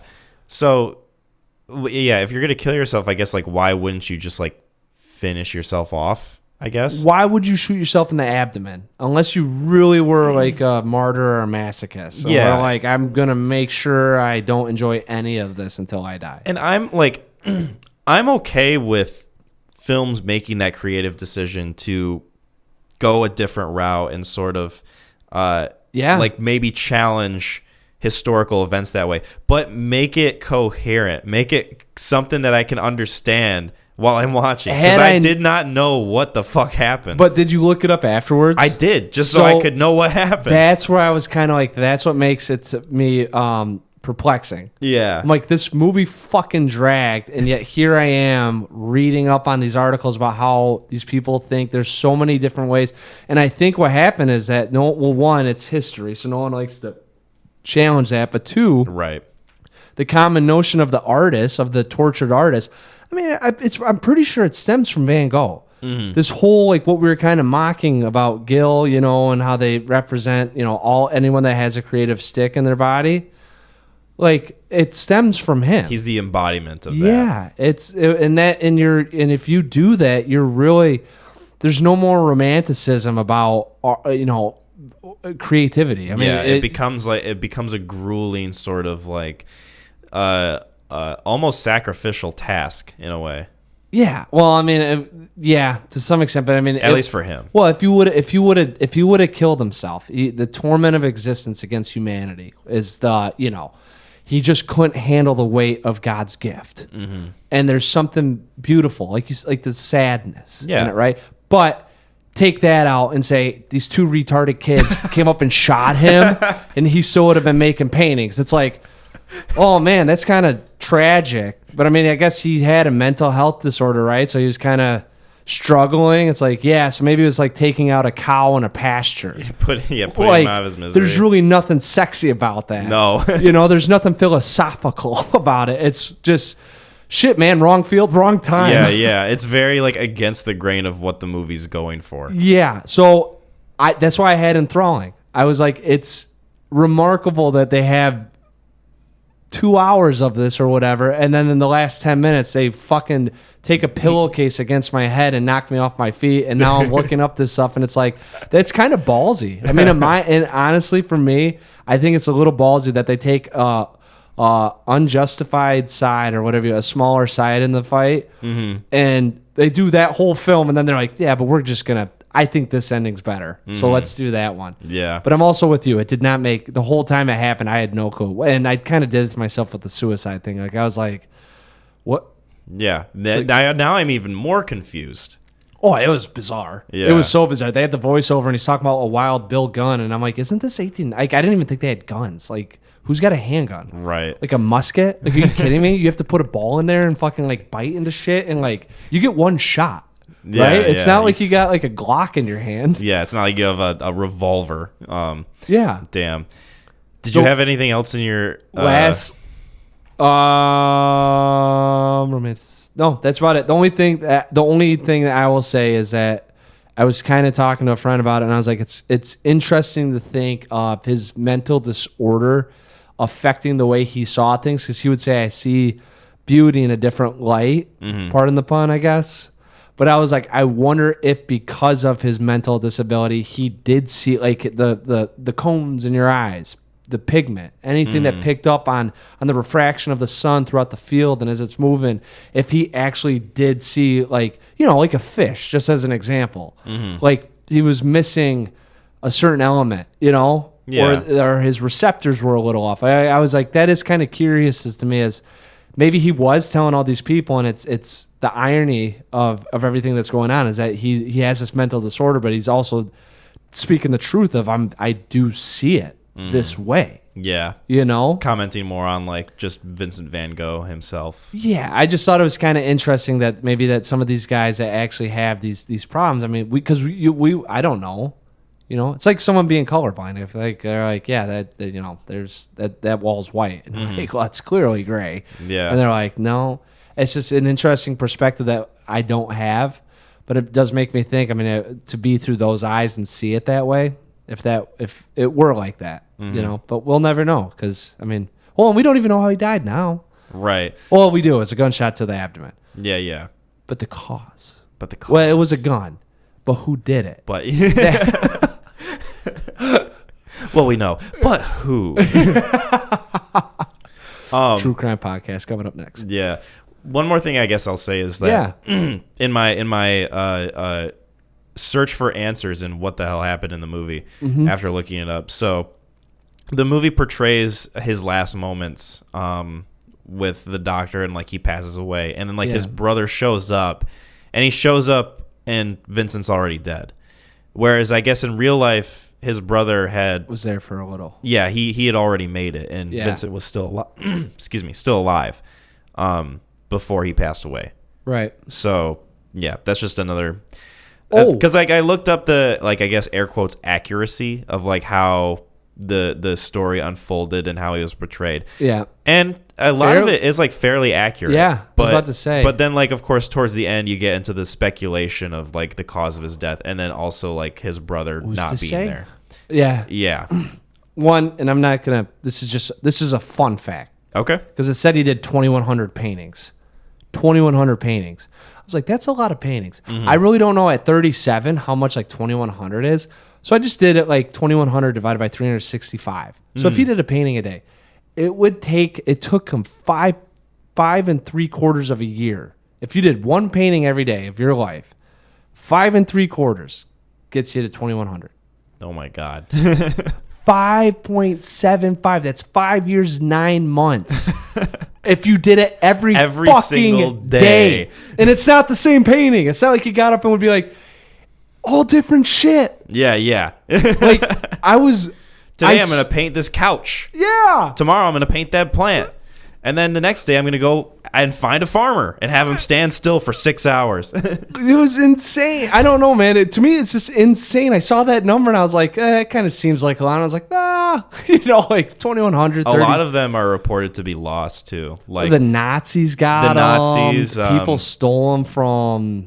Yeah, descendants of like collectors. Yeah. Who we don't know the identities of. Like all sorts of different facets of like why they're just lost. Well, not only that, but he wasn't even really celebrated because all his shit was ugly. Like no one thought at that time like it was not the way to go. Yeah. He was so ahead of the curve that everyone thought he was fucking... That is bonkers. Fucking BC. Yeah, yeah. God, that's so dumb, Vincent. It's like a caveman banging a stick against a rock. Yeah, that's exactly how they saw it. The one kid's come up and they called him stupid, and the one chick was like, remember the teacher? She's like, God, anyone could be a painter nowadays, I guess. Yeah. Meanwhile, one of his paintings like recently sold for like $55 million or something. Yeah. Well, he's up there watching all this shit, like just going like this. He's like, why am I not there right now? Yeah, exactly. Just you got to be kidding me. Yeah, yeah. So what would you rate this film? Unless you had more to talk about. No. That's just, I knew that we were going to enjoy talking about this. I'm not going to lie. I think everything that surrounds it really builds it up for me. I'll do this because I know we don't even have this film grade out yet, or we've always talked about it. But to me, the film is a 6 out of 10. Okay. Definitely. And I'm going to say right now, it's because it was dragging.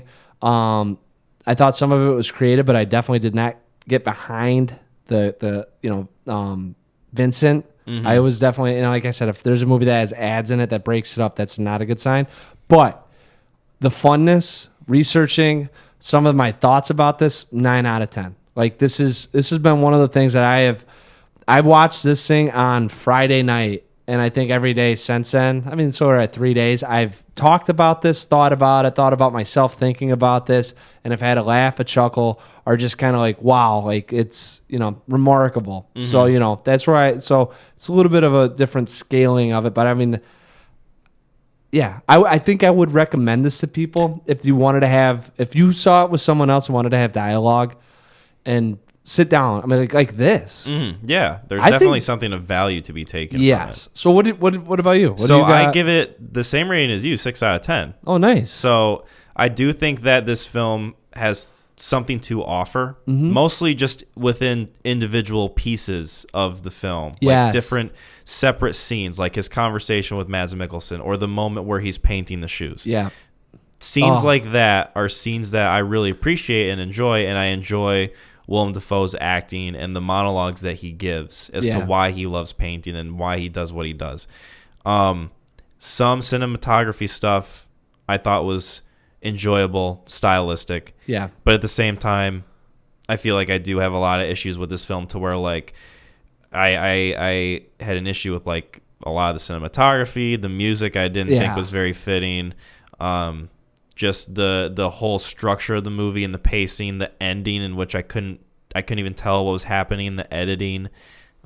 Just a lot of different issues that I had. So this is 6 out of 10. This is like going to like getting like a full course meal and just picking at it because it's like not for me, but there are some parts of this thing that I absolutely enjoy, and then you're just by the end of it, there's just a lot of food sitting there. Yeah, but you're like the parts what I did eat, I did enjoy. I liked. Like the fries are good. Yeah, the chicken's a little dry, but the skin on the chicken is really nice. Right? Yeah, exactly. That's exactly. But my Dr. Pepper's a little flat. Okay, different ideas about a full course meal, but yeah. Sure. Hey, KFC. Go ahead. Yeah, we could talk about that for however long. Yeah. So, anyways, cool, man. 6 out of 10. 6 out of 10. But I'm gonna say right now, I'd recommend this just so you if you like to talk to us or anyone. I mean, I think this is a fun film. Not fun. This is a film that you would watch and definitely articulate some ideas on and be frustrated with. Absolutely. But you'd want to find someone that could relate. I completely agree. Cool. So speaking of agree, I agree with just pivot again. A Dog, lot. that is fucking sick. I agree with a lot of the questions that you posed when talking about these different subjects.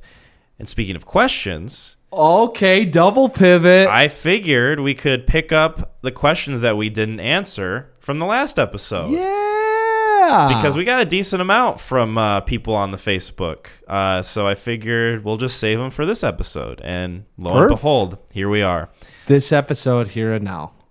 So our first question comes from my friend Mark, who also asked a question in the last episode. What was the last movie you watched that made you cry? Interesting. Good question. Oh, damn. I was going to... Do the Oscars count? Cry from laughter? No. Cringe? I actually had a moment where the guy from Coda won Best Supporting Actor, and I didn't know he was deaf. So it's kind of like I'm like watching it, and I was like, is he really deaf? Is he deaf? He's not deaf. He's not deaf. He's deaf. He's deaf. And then he's like, and does this language, and I was like, oh, fuck. Oh. Like I just started, like I got misty, dude. Like it was like very touching. I mean, just to be at that age and you made it. And here it is. I pitted against the world. So movie wise though, I think Everest made me cry a little bit. Okay. Talk about irony or juxtaposition or just the sadness that is humans of what we need to strive to do in this world to be relative and what you'd pay to be relative and something that isn't even should be reviewed as being. It was, so that or How to Train Your Dragon. Yeah, that's almost gotten me. So I'm somebody who I don't cry a lot when it comes to movies. All right, macho man. Well, I cry a lot for different things. Films usually not so much, and there are many times where like I've gotten close. So I would say like if I'm answering for the last time, it would probably be the end of the Lord of the Rings, Return of the King. The majesty of it all. Just the sort of I guess weight that you get from the entire trilogy of films that carries over into the conclusion, and a conclusion that pretty much lasts for like, I don't know, 45 minutes. If you're watching the extended version. It's like the book. Yeah, it's very much like it has like 4 endings. Yeah, and it works because it's such a grand scale thing. So it's very earned in that sense. Right. But you get like the wrap up of the characters and like you get these endings and like the sort of kind of sacrifices some of them have to make without going into spoilers, just sort of the send-offs that they give some of them. It hits me in the gut sometimes. Oh yeah, there are scenes like How to Train Your Dragon. That's what I'm saying. There's scenes that you could probably watch, or put yourself in where you're just viewing it again, and it really like it sucks the air out of you. Yeah, like it's just kind of the music swells just the right way, and there's just the right smile, and the charm. There's just enough going on that it makes it really just pulls that string on you, and it just, yeah. Some movies have a knack for just putting all that stuff together to hit you emotionally. I take that back. The last time I know I cried in a film was Gleason. Gleason is about a guy that played professional football that gets cerebral palsy. Okay. You want to talk about ugly crying? Like uncontrollably crying where you're snotting? Oh, no. Yes, Gleason. If you think you don't have a heart and want to challenge yourself, watch that film. And then see if you cannot cry during that thing. And really, it's not a challenge or anything. I heard about it and I was like, oh, and this was like me when I was with Preston's mom. And I was like, I heard this film's good. I kind of want to see, if like how this makes me feel. I was crying on her shoulder. Oh wow! And it was embarrassing. Oh no, not aw. Like I was like doing like one of those things where I was trying to hide it. Like how you mask a fart. I was trying to mask a cry, and then mask an eye fart. Yeah, it got to the point where I was like snotting on her shoulder. Like I could not. Dude, it is fucking sad. Oh yeah, it is. It's such a heavy. Yeah. Anyways, that is the last time, and that wasn't even like a cry where I was like, "Oh, doggy, crying." Like you knew. And it was bad. It was like ugly crying to the fullest. Yeah. Oh man, I've come close, like I said before. So movies that have almost gotten me: Toy Story 2 with Jesse's song. That would almost get me sometimes. Fault in Our Stars. When I watched that, I was like, okay, I can feel a little choke up coming here. Lord of the Rings, like I said, How to Train Your Dragon. I agree with you there wholeheartedly. Yeah. I feel like there's one that I had on the tip of my tongue that I'm spacing out right now. If I remember it, I'll come back to it. Sure. But yeah. A few times it's almost got me, but it's never like fully like I've never. No, because I don't want to watch. I don't want to talk about that film either. I've ugly cried a couple. The funniest time I ever had it was when we were watching Once Brothers, and I wanted to show it to my bro. Oh, I remembered. This documentary called Dear Zachary. Yeah, I gotta see that. That's on Netflix, and I don't say anything because I won't. I've heard it's got not a nice twist, a crazy twist, but it's like. Anyways, we don't need to talk about it. I want to watch it. Yeah, I'll let you go in blind. It's been on my list of movies since 2012 or 2013. Yeah, watch it. Watch it as soon as you can. I would say. Well, I'll watch it when you watch Gleason. I want to challenge. All right. You think I'm joking about this thing? I don't. It brought me to my knees, and it wasn't just me. It's like I'm telling you right now. I haven't met a man that has gone through this and it came out the other side of it clean. Yeah, it's like Andrew Dufresne from Shawshank Redemption. And I don't mean to. I still think he's doing all right. I don't. Yeah, it's tough. It's tough. I'll add it to my list for sure. And also Big Fish has almost gotten me. Okay. The Tim Burton. No, yeah. Oh yeah. Well, at the end when he's talking to the dad, and he's telling no spoilers. Oh yeah, right. Good point. Because that might bring other people to, yeah. But yeah, it's very, very emotional. Oh my god, very good father-son film, dude. Yes. Oh yeah, that is a great one. No, I'm gonna say Once Brothers. If you can find it, it's a 30 for 30. It's about these guys that were on the same basketball team, and as you would know, war split them apart, and there's some tragicness in it.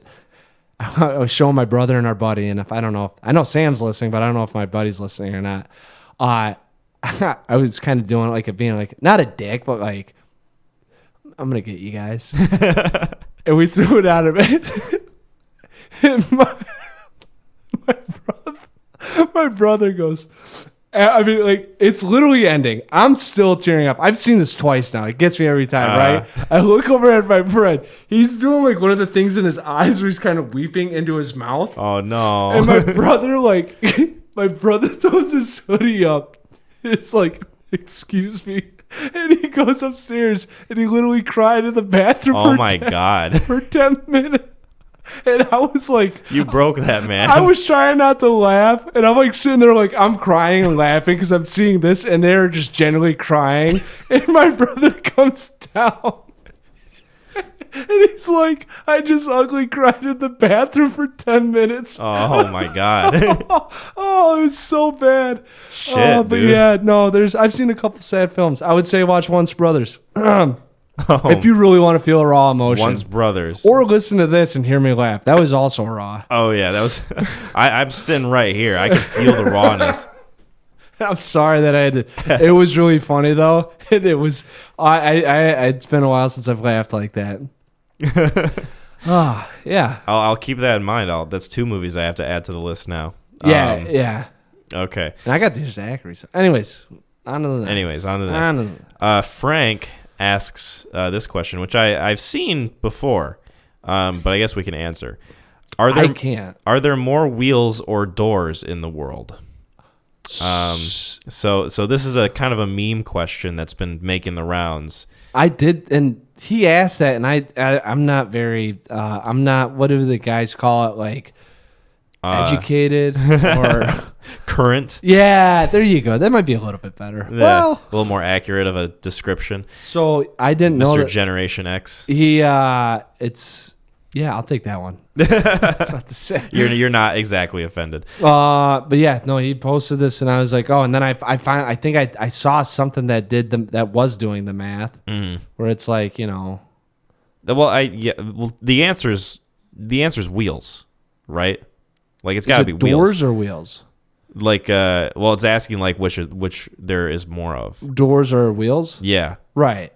So it's definitely got to be But I don't know. wheels. I mean, there's always a net, isn't there? So I was like, oh, wheels for sure. But then they started doing the thing where it's like 4 wheels to a car, but then there could be cars with 4 doors or a limo. Are we okay? So we're including car doors in this. I didn't know, and then I saw something, and it blew my mind. Some guy started doing the math, and then he's like, but then you have a drawer.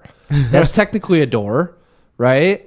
If I don't know if I would consider a drawer. And then the ball bearings for it are technically wheels that open the drawer. So there's like 6 or 8 to now 1, right? But then you have doors, and those doors don't have wheels in them. No, not in the slightest. Right.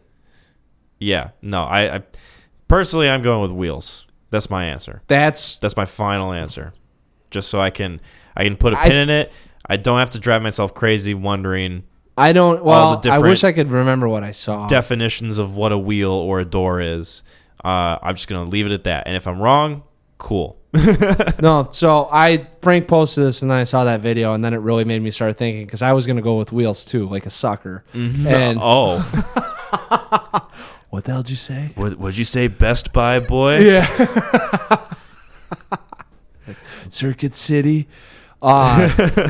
Yeah, so I think I'm also going to go with wheels, though, just because I think they're easier to manufacture. But there's so many fucking houses in this world. Yeah. But what about a wheelbarrow? I mean, for every door, there's a wheelbarrow, right? Well, that's like a Hallmark card right there. For every door, there's a wheelbarrow. Patented. Yeah. Don't steal that. Signed, sealed, delivered. I'm yours? Through that door. Through that door. I was just going with the rhyming. Oh, okay. Yeah. Well, scratch that. Okay. Edit it. Cut it. Redact it. And reverse it. It's your flipping, whipping, when yen. Did that just happen? Our next question. Yeah. We can move on. So we got a set of questions from Sam. Your brother. Speaking of. Who you were just describing as ugly crying for 10 minutes in the bathroom. It was very funny.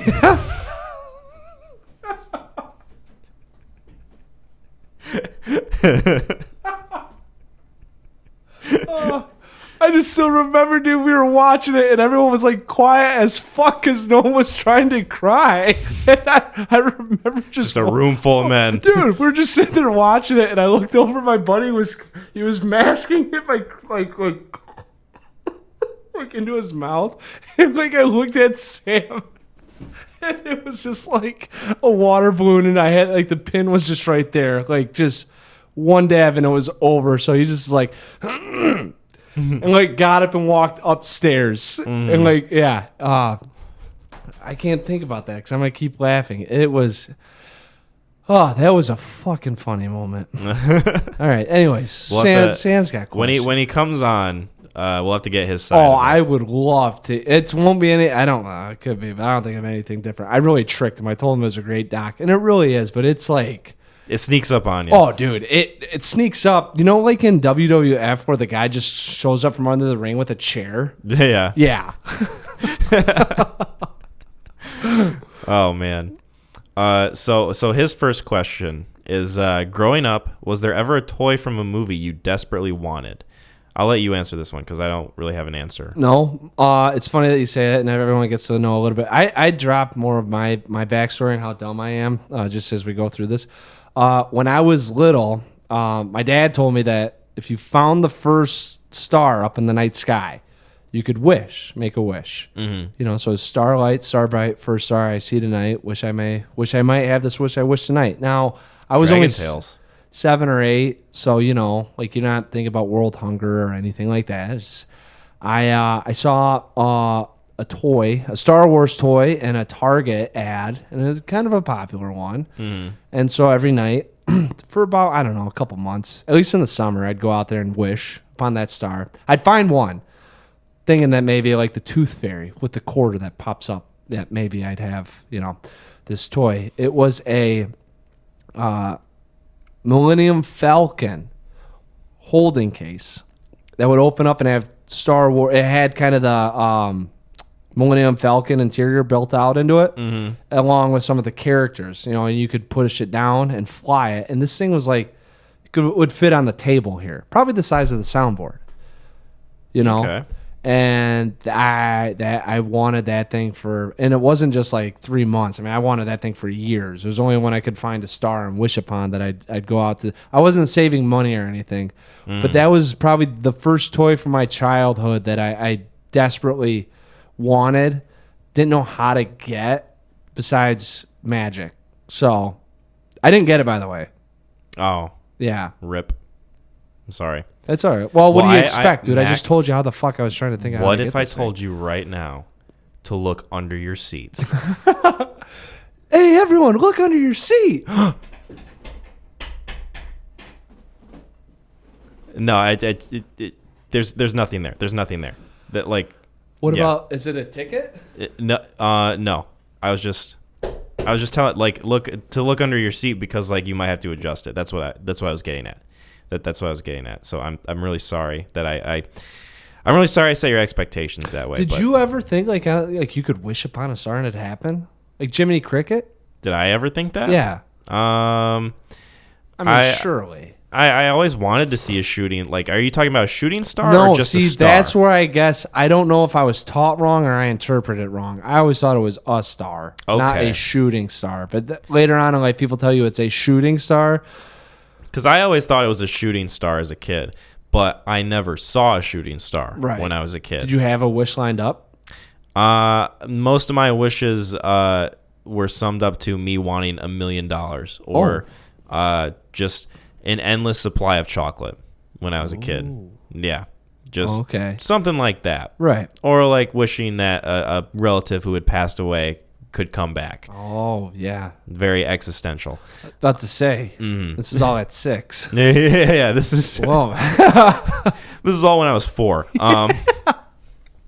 So what about you? Any toys? You don't strike me as a materialistic guy. Well, you wouldn't think, but being an only child, my parents spoiled the shit out of me. So they got me a lot of toys, actually. So hey, you better watch out. Your mom's listening. No. All right. Hi, Mom. She knows that I was spoiled, and they're fine with that. I can't wait to see Thanksgiving. There was a toy that I really wanted. And it was I didn't even watch the movies as a kid, but for some reason I was very infatuated with like this Harry Potter castle set. Oh. That I saw commercials for. Yeah. I thought it was really cool how like you could flip the bookcase and like the person would turn like air quotes invisible. It was just like another little figure that would like hide behind it and it was clear. But they had like the little figures of like Harry, Ron, and Hermione, and there was all these different like rooms and the castle would open up and you could like transport them around and like spin the thing, and it was just very enticing as a kid. And so I like kept asking for it. Come on, don't use enticing. That sounds like they're trying to bait you. Well, I mean, they kind of were. Becoming a Harry Potter fan? Yes. I forgot. We have pride here. Yeah. I wasn't about to watch the movies. What are you, a fanboy? Anyway. Yeah. So I kept asking for this thing, and then finally my mom got it for me for Christmas. Oh, so you got it? I got it. Oh. I never, I mean, it still fits the question. Yes, and then I never touched it after. Of course. It's the allure of having it, and then once you have it, it's over. Yeah. Shit. Like, it didn't become a Harry Potter fan. Yeah, the pursuit was what was fun. Yeah, the chase. Yeah, the chase, man. Once you get it, it's gone. The high is no more. Deuce. Yeah. Other than that, I can't really think of any like movie toy that I wanted. I think Sam might have did this because we had a gravel pit that was filled with weeds, and there was a $4.99 Men in Black action figure, Will Smith. That we were at Toys R Us, and I told my dad, I wanted it. He goes, well. And, probably because I asked every time if I could get something. Yeah. He just was like, well, you know what? I will buy this if you clean out the gravel pit full of weeds. It's where we parked our car. But, I mean, you got to mind you, it's 30 by 10. Okay. Full of stone and weeds. And I had to, at the age of, 7, 8 years old, I learned a lot that day about what it means to make $5. Yeah. So, I think that's where it came from. I don't know. I got duped a lot. For stuff. You don't know how much shit costs. Yeah. As a kid, you have no concept of monetary value. No. I fucking got roped into cleaning. I had to shovel the driveway for 3 months to get Pokemon Yellow. It was $25. Dude, we live in Michigan, especially in the labor. 90s. Yeah. And it was just like my dad, like, yeah, I'll get it if you. And it's like, sure, old man, whatever. Yeah. Oh, dude, they did not forget. Anytime it snowed, it was like, Mac. And I'm like, no, we'll just let it build up. Like, hey, you wanted that Pokemon game, right? Yeah. Well, let's just take the batteries out. I guess you'll play when you do the driveway. I guess when the driveway gets shoveled, your batteries will just be back in your Game Boy. Yeah. So how about that? So that's child labor, and I'm gonna do the same thing to P though. I will make sure he doesn't understand the value of $1 until he's like 11 or 12. Yeah. Excellent. So his next question is, what movie character is most accurate to your co-host? For you, what the fuck did I have written down for you? Because I remember writing I don't think I have anything written down for you, but I've always said that you remind me of the character of Ray from Good Time, Buddy Duress. You kind of have like that sort of similar mannerisms and that flair for storytelling. And you also have kind of like a similar voice to him too, I feel like. So that helps as well. Yes. We have talked about that. God. Yeah.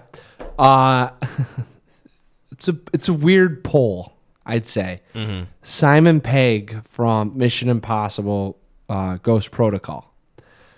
Okay. Yeah. Some of the I'm not nearly as smart, but well, it's more I don't remember, was he dude, he was kind of like the tech guy. He was techie. Mm-hmm. He had some of the banter. He had some of those witty comebacks, mm-hmm. right? A little bit uncertain about the next situation or the next thing that they were getting into, but was always part of the team.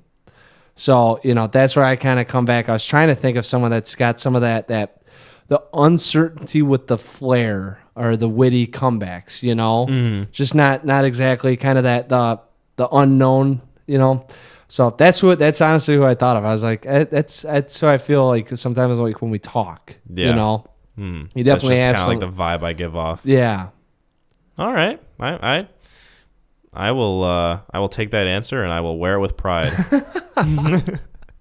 It's tough. I see, and I don't know. I always have a hard time with it because I never put people into like every time I do, it's always a one dimension that I find in someone. Yeah, you can't ever really compare someone to someone else because there are going to be differences. And there are going to be just idiosyncrasies that don't line up. But the ones that do, you kind of have to like stretch them out and like apply it to the whole thing. Yeah.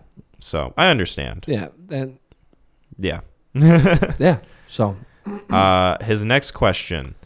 Will you guys do an Oscar pool or anything special for the Oscars? Already did. Suck it. His next question.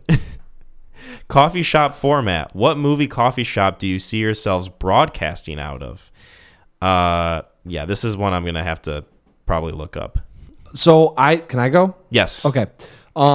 If I actually put down 5. Oh, read them off. Okay. So here's kind of how I did it. Like it was now you guys be the judge. Okay. Cause if you were to do a coffee shop, I think diners count as coffee shops. I would. Okay. So, and I'm going to do the first one that isn't a coffee shop, but it's actually somewhere where it's just kind of fun. Mm-hmm. So I put it's the vibe of what we're doing. Dangerously, there's this movie called Pontypool. Interesting. I've never heard of it. It will be recommended one day because I've only seen it once, and I don't own it, but it cost it was $30 on Amazon when I was trying to buy it, and I was like, I'm not dropping 30 on this thing. Mm-hmm. But it's a radio shop, so Sam's probably like, what the fuck. Loss. All right, but if I'd go vintage, The Basement and Inglourious Bastards. Oh, now that's a little bit more of a bar, but I could see him serving coffee in the morning with some scrambled eggs. Yeah, you could see it like being a nice, like sort of Getty Street grill type of venue. Yeah, so they got, and then you can get some pastries or something like that in there. But that'd be a fun one. Just the cobblestone, surrounded by brick, really just in the dungeon of just kind of underground. Yeah, but it'd be really. I think it'd be fun to sit in there. So that's vintage. If I was going blast from the past, now this is a little bit of a stretch too. The Lagoon and the Patriot. Now I say that's a coffee shop because that's almost like a convenience stop. Right? They'd go in there, they serve coffee, it's a camp, right? But I feel like sometimes in those venues, you can definitely get a vibe. Plus, every time I watch The Patriot, I always want to hang out at that spot. So I think it'd just be fun as long as there weren't like any mosquitoes or shit like that going on. If it was like a in the background coffee shop, right? Where we were kind of like just there. Other action going on where maybe we're talking and it's like, not the focal point of the scene, but attached to it. Mm-hmm. The Diner and Reservoir Dogs. Yep. That's one that came up when I was looking it up. Nice. Yeah. So I was thinking about, that one that one's a fun one. And then the last one, most relatable, where actually I have the most kind of enjoyment thinking about doing it or where it'd be at is the Diner from Pineapple Express. Okay. Yeah, it was one of those things where, it's Sam, and even Sam brought it up the one time that I remember watching Pineapple Express. He goes, it's the closest you'll feel to like hanging out with your buddies after a night of drinking, And it's not saying that that's what we have, but it's one of the spots if I wanted to be like very loose, very relaxed, very easygoing, it would want to be a spot where there's absolutely no judgment involved with what's going on. And that diner, that's the diner that makes me think of that.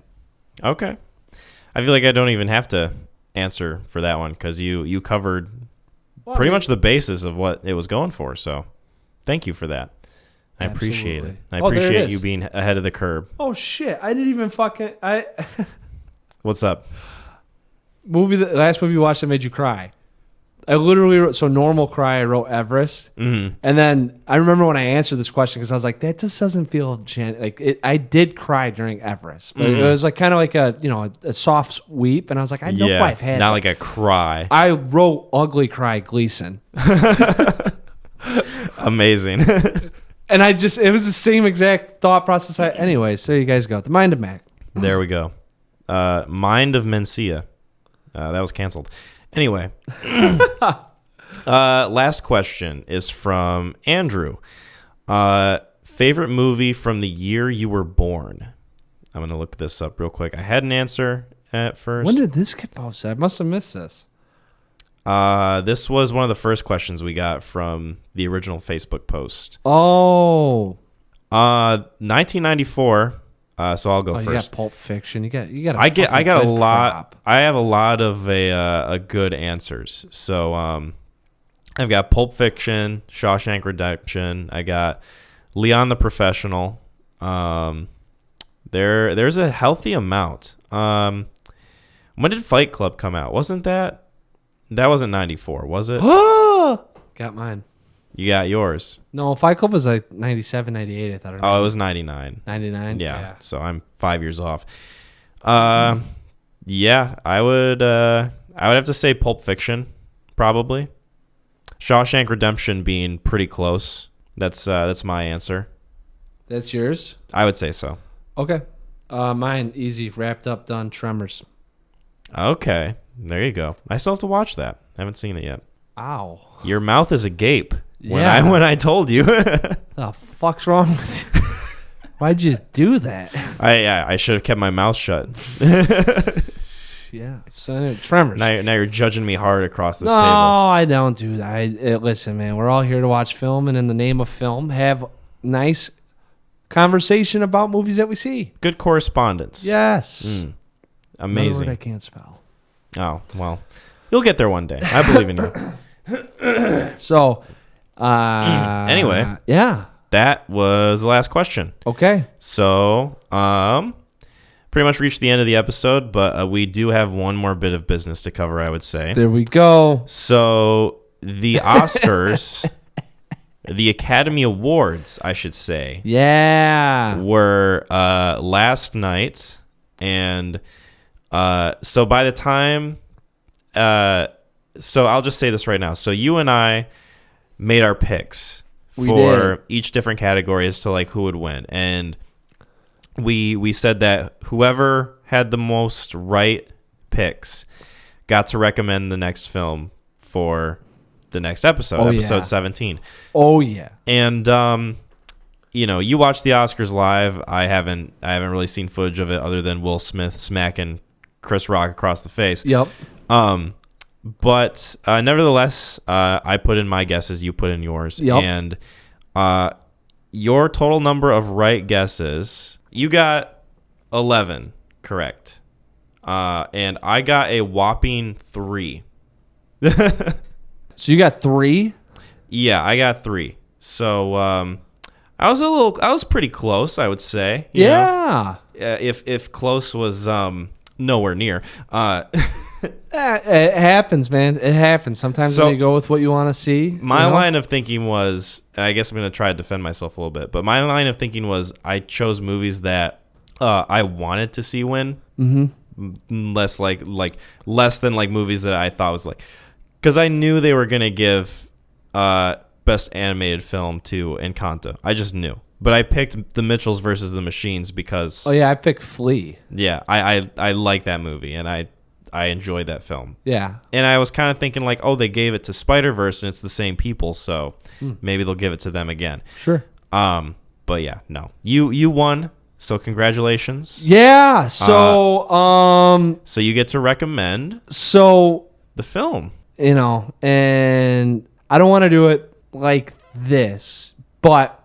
I was thinking, since we are a film podcast and we coffee shop type film, and I haven't really challenged you yet to watch a whole lot of films. So you've got something up your sleeve. I do. Like and it's one of the things that I'm trying to do now as a movie, watching film, and I don't want to say grading or critiquing film, just previewing it, being able to recommend to other people. I'm trying to watch all 10 of the best pictures. All right. So I've got about halfway done, maybe a little bit more. Okay. I don't know where you're at, but I've seen 3 of them. You've seen 3? Mm-hmm. All right. So what I want to do for the next app, and I'm recommending this. All right. So if you can't do it, you can't do it. But we're both going to watch all 10 Best Picture winners. And then in 2 weeks, we'll talk about that and give... however we want to do it. I guess we'll probably think of something, in between that time, but I have the 10 best pictures up there. And it's going down in history. We might as well talk about it. You're recommending 10 movies. Total. So, I mean, you've seen 3, so it's like 7. You just got to scarf down 7 in the next 2 weeks. That is unprecedented, McClain Parker. Throwing it out there. But you know what? It's your recommendation, and I have to respect it. God damn it, he's in. I have to respect the sanctity of this coffee shop format, my friend. Woo! So, for your sake, for my sake, and for film's sake, I will do it. But, believe that. There we go. So, yes, you heard us right, folks. We are going to be talking about each of the 10 Best Picture nominees for the Academy Awards of 2022. Yeah, so check them out, one. Yes. Or find the one that you like and that you want to see. Yes, because I imagine we'll be talking about these movies in depth and comparing and contrasting, maybe sort of discussing who we thought should have won in not only the Best Picture category, but maybe overlapping categories as well. Yeah. So really, it seems like this next episode is going to be sort of a Oscars discussion. Yep. In a way. So, yeah, if you want to check out our next episode, be sure to catch yourself up with those films. And, yeah, if you don't want them spoiled either, give them a watch.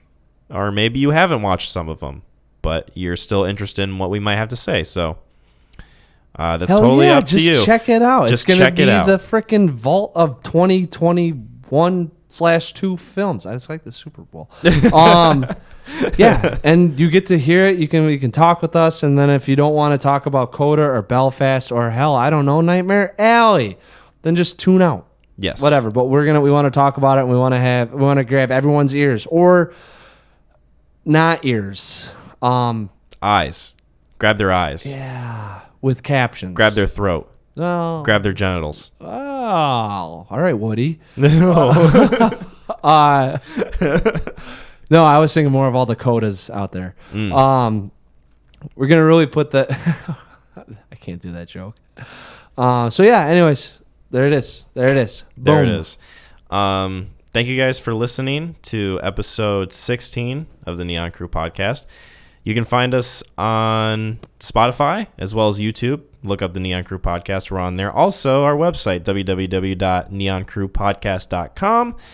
And, you can follow us on Instagram, Facebook, Twitter, all the nice socials, getting them out there.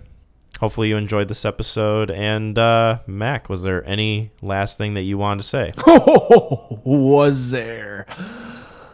WWTHD. Bye, everyone.